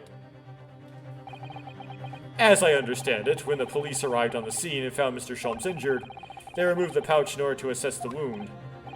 Ah, thank goodness. I thought I was getting forgetful for a moment. Since then, it has been in my safekeeping along with all other evidence related to the case. I can personally vouch for the fact that it has not been touched since the incident occurred. Very well. While extremely unconventional during a summation examination, I must demand the prosecution present the item in question with all speed. Bring forth Mr. Hairlock Sholmes' pouch. I see. So this is the pouch worn by Mr. Sholmes on the night in question, is it? Look at that! One of the vials is broken, and the leather around it is scorched black. Is that a British spelling of vials? It's almost as if the vial exploded. Exploded? So, that night, the bullet from the Shkolkin brothers' gun struck Mr. Sholmes's pouch, and it was the glass vial exploding that caused the fellow's injury. The bullet did not penetrate victim, but was deflected into wall of shop.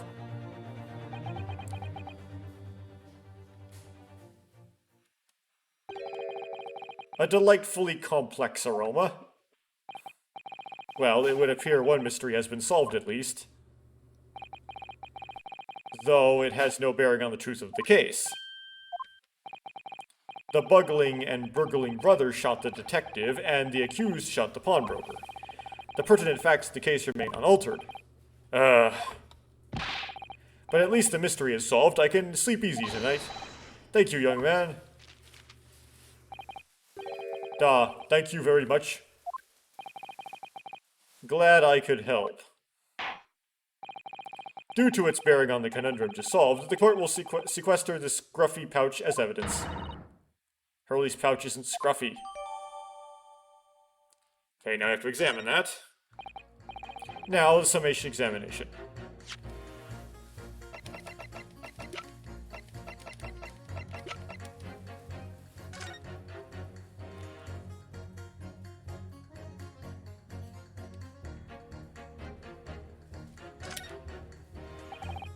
Oh look, there's a hole here at the back. Doesn't look much like a bullet hole, but clearly something ripped through the leather with great force. Something must have pierced it somehow to have left this hole behind. Yes, it looks that way. Mr. Sholmes and his pouch both took a beating, didn't they? The lump. Oh look, there's a hole. Okay, it's the same thing.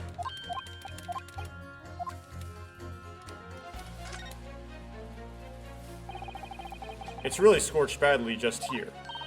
Oh, the strap is broken, look. This must be where the bullet hit then. Let me see.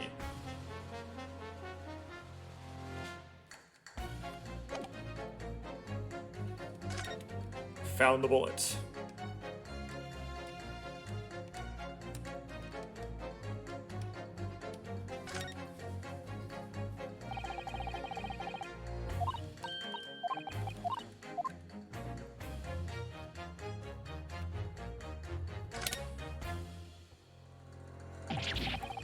What? Iris, look! Behind where the broken file was. Do you see it? Ah, that's the Shkolkin brothers' bullet. What a stroke of luck that it hit his pouch. This is an amazing discovery. What this means is, there were 3 bullets fired at Windibanks that night. We found exactly what that juror was talking about. The 3rd bullet. It's time to press that juror again, I think.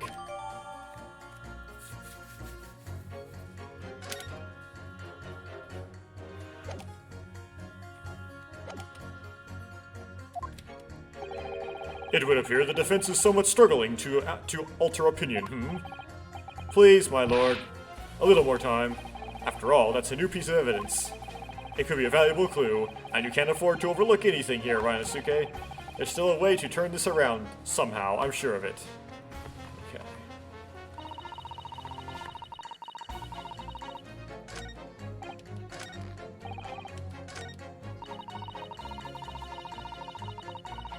Hold it!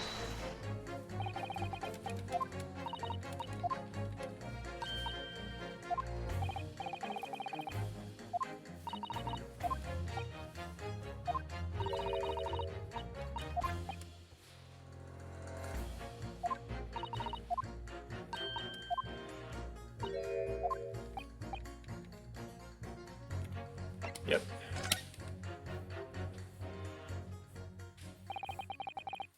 Allow me to show you then the 3rd bullet, and then we actually have a bullet. Take that! Here it is. We discovered it just now. Yes, on the night in question in Windibank's pawnbrokery, another bullet was fired. What is this new trickery, you conjurer? Where'd you find that bullet? It was lodged inside Mr. Sholmes' pouch. What? This pouch was removed from around Mr. Sholmes' waist before he was taken to hospital. I presume that's a typo. And since then, it has been touched by no one. Do you mean to say the shot fired by the Skulkin brothers that night? Yes, as your lordship has surmised, it hit this pouch. But that makes no sense whatsoever. We already know the whereabouts of the bullet fired at Mr. Sholmes. It is clearly visible in this photographic print. Ah. 2 guns from the scene have already been submitted into the court record as evidence. Yes, that of Mr. Windibank, and that belonging to the Skulkin brothers. An examination of both guns revealed that only a single bullet has been fired from each. Ah. But that must mean... That's right. We now know that on the night in question, 3 bullets were fired. However, only 2 bullets were fired from the guns recovered from the crime scene. And until that incontrovertible inconsistency is somehow explained, we cannot and must not pass judgment.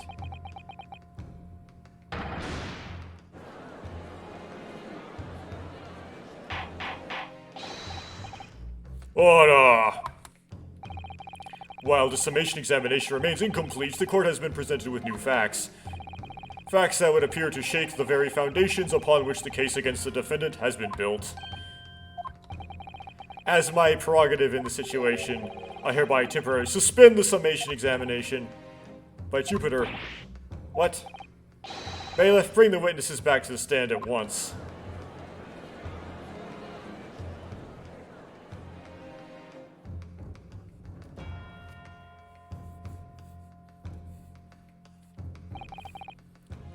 Witnesses.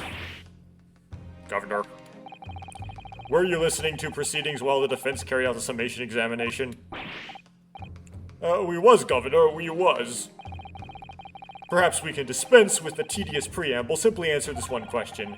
A 3rd bullet has been identified at the scene of the crime. What do you make of that? Make of it, Gov? It don't make nothing. Did I accidentally skip that? We don't make nothing of nothing if I can't help it, okay.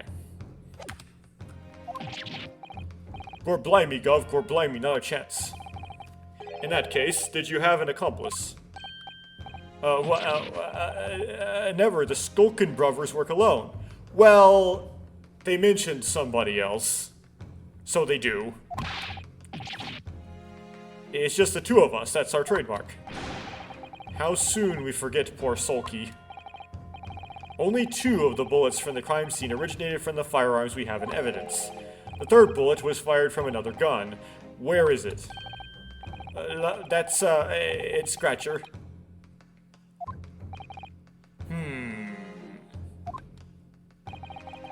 Counsel for the defense.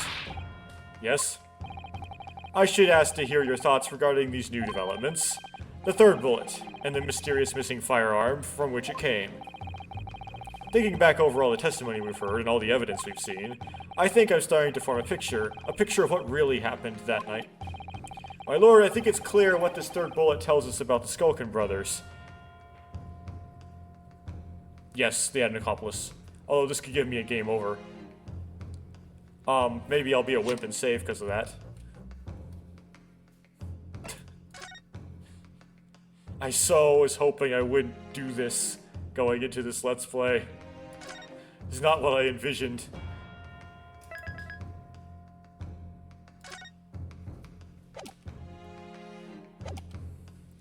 It's like, next trial I will not save in the trial. Maybe next time. I've gone through one of them where I haven't saved. It was, the 4th case, which was the 3rd trial. Anyway. Secret accomplice. On that night at Windibank's pawnbrokery, the brothers must have been working with a 3rd man. The witnesses are clearly doing their best to cover up the existence of this accomplice. But the evidence all points to the fact that there was someone else present, someone carrying a gun. Objection!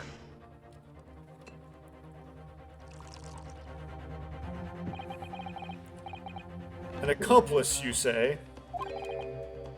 pig's will. These protracted proceedings have already forced us to endure 2 summation examinations, yet in all that time there has been not a murmur of a third man, if this apparently wraith-like being exists.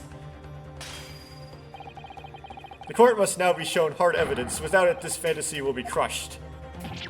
The prosecution demands answers on 2 counts. Firstly, proof, evidence that this accomplice was ever at the scene of the crime. And secondly, who was it? The identity of the spurious character. Yep. The Skulkins are lying, I know that. But how can I ascertain the identity of the person they're hiding? Well, counsel? I'm supposed to prove the existence of this accomplice, and reveal the person's identity even. In response to the prosecution's demand, my lord, the defense is...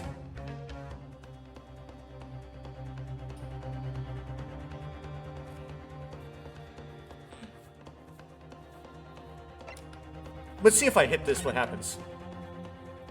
Because, I mean, we don't know. The defense is...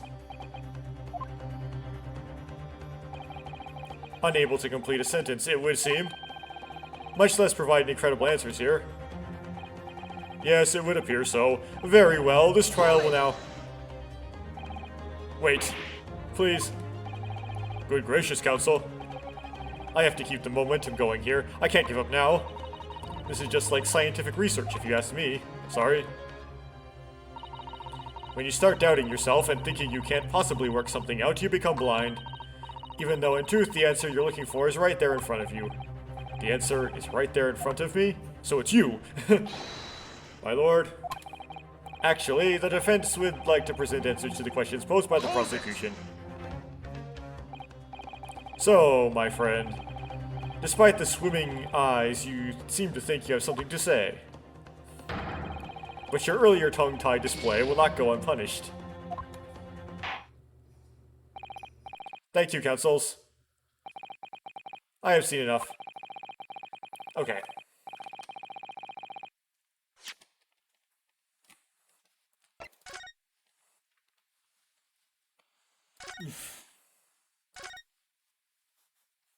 I guess you can't say... I guess it doesn't let you bail.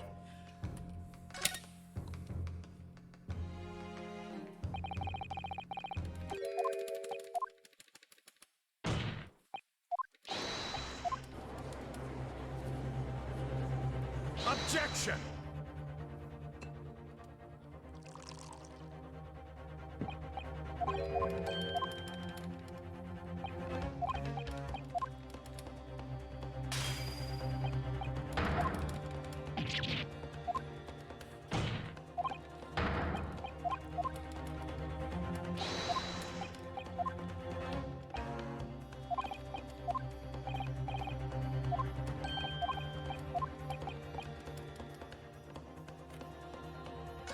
Yes, I am.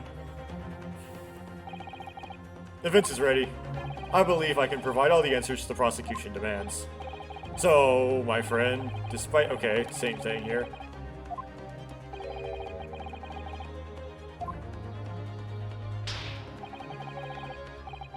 I have to push forward now. There is no other option. I need to use every single piece of evidence available to me if it will make a difference. In that case, counsel, I would ask you to present the evidence without delay. On the night in question, in the moments leading up to the death of the victim, what proof have you that there was a third intruder at the scene? Okay. We have the box. Don't see how the box shows that there is a third person. Yes, because we haven't even shown that the box is even missing from the scene. We have the representation papers, which we haven't used yet.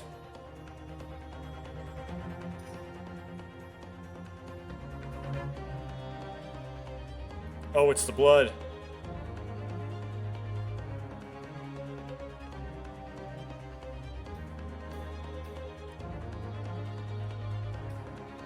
Oh. Yeah, it's just the blood. Take that! Because there's green blood. The evidence is right here in this portfolio. By Jove, that portfolio again, is it? Do you expect the court to rifle through your papers itself? Be more specific. You claim one of those blood samples proves the presence of this third intruder. Well, which one is it? It's the green one.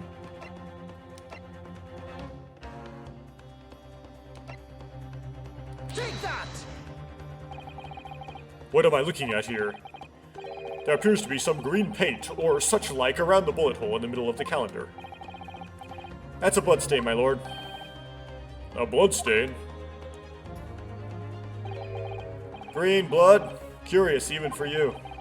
In the court, is the court to understand what the intruder was, that the intruder was some sort of unhuman creature? It's something developed by Sherlock Sholmes. By the great detective. New invention? Stop. Not yet appeared in stories. Stop. It's this, you see. It doesn't have a name yet, though. This fogger sprays a chemical that reacts when the different elements in people's blood... I got tongue-tied. Reacts with the different elements in people's blood to change its color. Different elements of people's blood? Yes, everyone's blood is slightly different, you see, because it's made up of different elements. So by seeing what color it changes, too, you can tell in a flash whose blood it is. Oh, that brings a whole extra dimension to looking at blood. Talk of blood in courtroom. Stop. Very exciting. Stop. As an example, this one shows the blood of the victim, Mr. Windibank. Striking blue. Yes, so you see, the green color of this bloodstain on the calendar shows that somebody else was shot in the main part of the shop. Hold your fire there, young man. Could it be from some unrelated incident? It could be from some unrelated incident, couldn't it? You could say it could be Sherlock Sholmes' blood, because he was kinda sorta shot. No, it's not unrelated. The date shows on the calendar. The date shown on the calendar is the date on which Mr. Windibank was killed. By golly. Therefore, we can assume that whoever was shot on the same day. And whose blood is it? Well, the Skulkin brothers in the stand don't appear to be suffering from any gunshot injuries. Which means it must be the blood of somebody else. The third intruder, in fact. Whose identity the court is still waiting to hear. You can't delay this any longer, my learned friend. Who is the alleged third intruder? It's the only guy who's left in the court record. Which is... this guy, because there's nobody else left in the court record to present. Unless I want to record, like, Van Zykes or something. But there would have been a little tick he had that was evidence of him having a bullet wound. I didn't observe that. Take that! The man's name is Eggert Benedict. Eggert Benedict? Who on earth are you talking about, counsel? He paid a visit to Windibank's pawnbrokery on the afternoon before the incident took place. When the accused attempted to deceive the pawnbroker into releasing this article into her possession... That's right. The man identified by the defense, Mr. Eggert Benedict, then attempted to take the article from the defendant by force. And we have a flashback to click through here.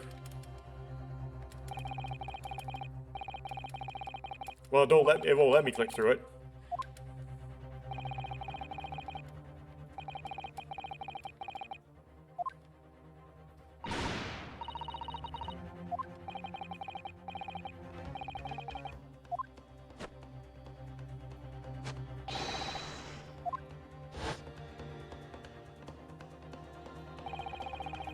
Inspector Gregson was there at the time and can attest to what happened.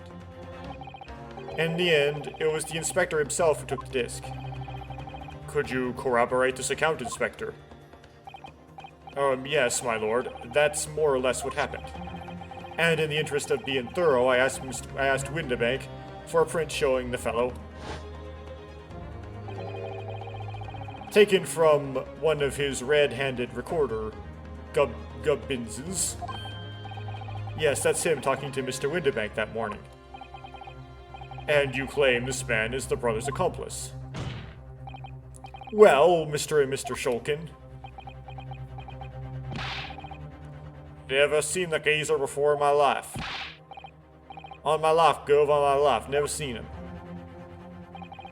Well, somewhat unsurprisingly, it appears our witnesses disagree with the assertion. I'm sure your lordship recalls my learned friend's actual assertion, which was that he could prove the identity of the alleged accomplice. Well, yes, I can. And show us the evidence. I agree. We must see proof that the clean-cut gentleman in the photograph is the filthy criminal you say he is. So then we present the music box disc, of course. It's the last piece of evidence. I had a feeling that something had been missing in this trial from the very start. I hadn't. And now I'm going to drag it, kicking and screaming, into the courtroom. Are you ready to present your answers to the court then, counsel? Yes, my lord. The defense will present the evidence now. Proof that the man pictured in this photographic print was in fact the person struck by the third bullet. Give me the disc.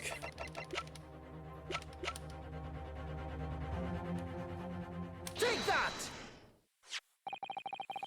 As I mentioned before, on the afternoon of the day in question, the defendant attempted, deceitfully admittedly, to reclaim this disc from Windibanks. Which is when the aforementioned Egbert Benedict appeared on the scene, I believe. This man then attempted to purloin the article from the defendant's possession. No? That's correct, my lord. I myself was present at the time. I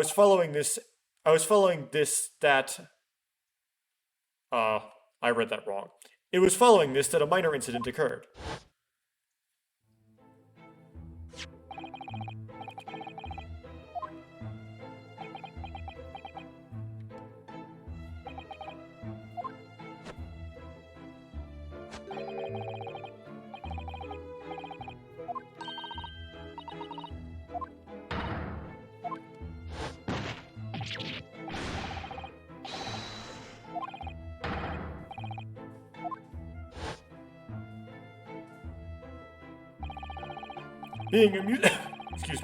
Being a music box disc, it has countless small but sharp metal protrusions over its surface.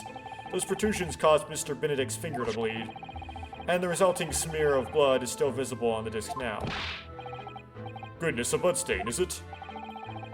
My assistant and I have just analyzed the bloodstain here in this very courtroom. Using my trusty fire gun. Yes, and we added the results to this portfolio. I'll say, it's green. It's exactly the same color as the blood around the calendar. The evidence is conclusive. The man calling himself Mr. Egbert Benedict, who was at Windibanks earlier in the day, is the accomplice who was present at the scene of the crime that same night.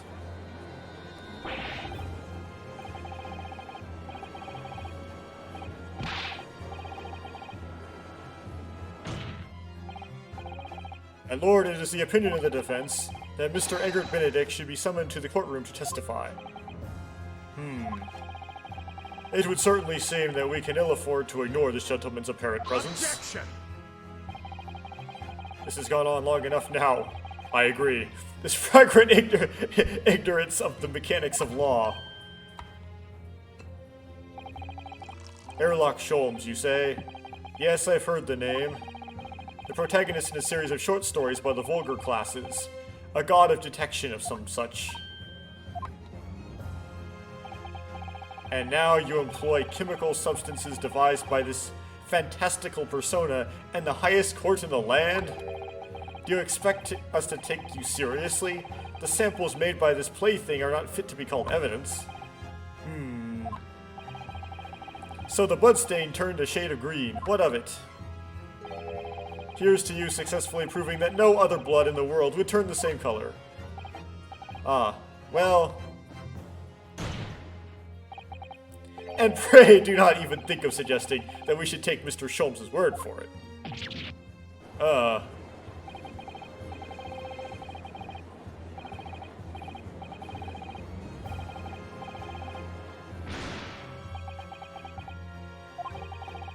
I knew it would come to this. Of course, Mr. Sholmes' invention isn't going to be recognized by any official body. But what other choice do I have? I'm just remembering what Father Christmas over there said before. How about he was temporarily suspending the summation? How he was temporarily suspending the summation examination? In other words, the examination isn't over yet, is it? Good grief! Oh, what did you just say, young girl? And in summation examination, the decision as to whether or not the trial continues is in the hands of the 6 jurors, isn't it? So the way I see it, it doesn't matter what certain other people think of Hurley's invention. At least, not for now. Yes, she's right. Young lady, you have quite the devious mind. It really just comes down to one thing. Whether these ladies and gentlemen of the jury are convinced by what you saw, Runo. Is that about right, would you say? Or did I misunderstand something? Unbelievable. Mr. Sholmes' partner is a force to be reckoned with. Iris Wilson, sharpshooter. After that shrewd precis of the situation from an entirely unexpected source, it must be acknowledged that the previous summation examination is yet to reach its conclusion. This is absurd. Ladies and gentlemen of the jury, the court now looks to you for your final leanings in this matter. A proud citizen of Her Majesty's Britain, I am sure you will come to fair and just conclusions. So then, state your final decisions in turn, please. Not guilty. Not guilty. Not guilty. Guilty. Guilty. Not guilty.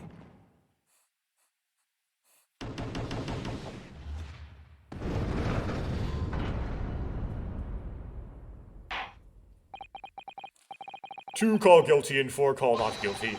Such is the outcome of the summation examination. Objection. My lord, with all due respect, this is an outrage. The prosecution refuses to accept this decision. On what grounds? If these jurors are persuaded by some half-baked concoction devised by a pretender to real police work, then they are too ignorant to be trusted with the judgment of anyone's guilt. I'm sorry, Lord Van Slyke, but the outcome of the summation examination cannot be ignored. This trial will continue.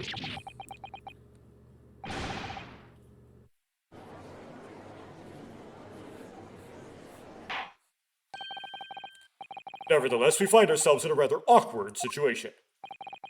The defense has very reasonably requested the subpoena of a new witness. But sadly, I fear that will be impossible. What? The name of the gentleman the name the gentleman gave for himself, Egbert Benedict, is quite clearly false. I don't believe it. Just when I managed to prove the man was there that night. Could I say something? Who was that, please? Who spoke? It was me, my lord. Juror number 5. What have you to say, madame? Here comes another machina. Okay. If possible, Inspector.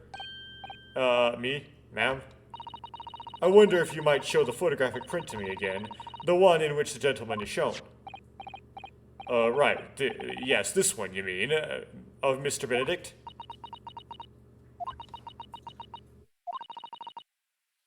Yes. There is no doubt in my mind. Juror number 5, you don't mean to say you know this man. Yes, I know him. What? No, good gracious. Order. Juror number 5, how on earth? I am a communications officer. Stop. As we can clearly see, the gentleman in the photograph is... Stop. That's not the place you put the stop, ma'am. Also a communications officer. Stop. He works in my office. Stop.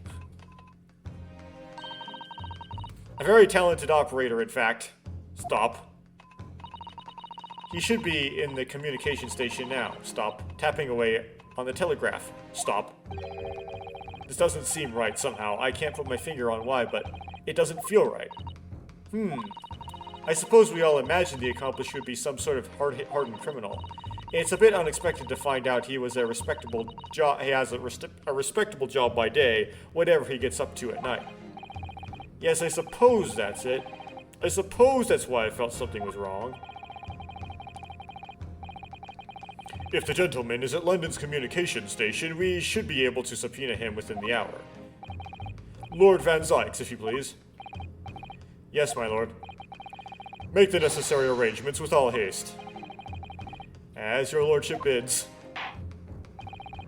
The court will now recess for 1 hour. When the new witness arrives, we shall reconvene to hear the gentleman's testimony. Inspector Gregson. Yes, my lord. I should like to hear from you specifically about events at the pawnbrokery on the day in question. Come to my chambers during the recess.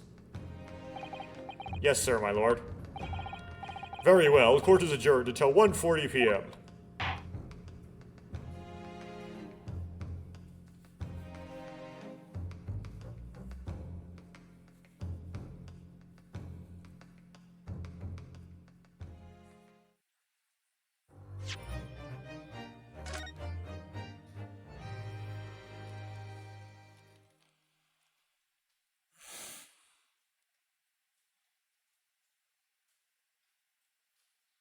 Yeah, I just overwrite.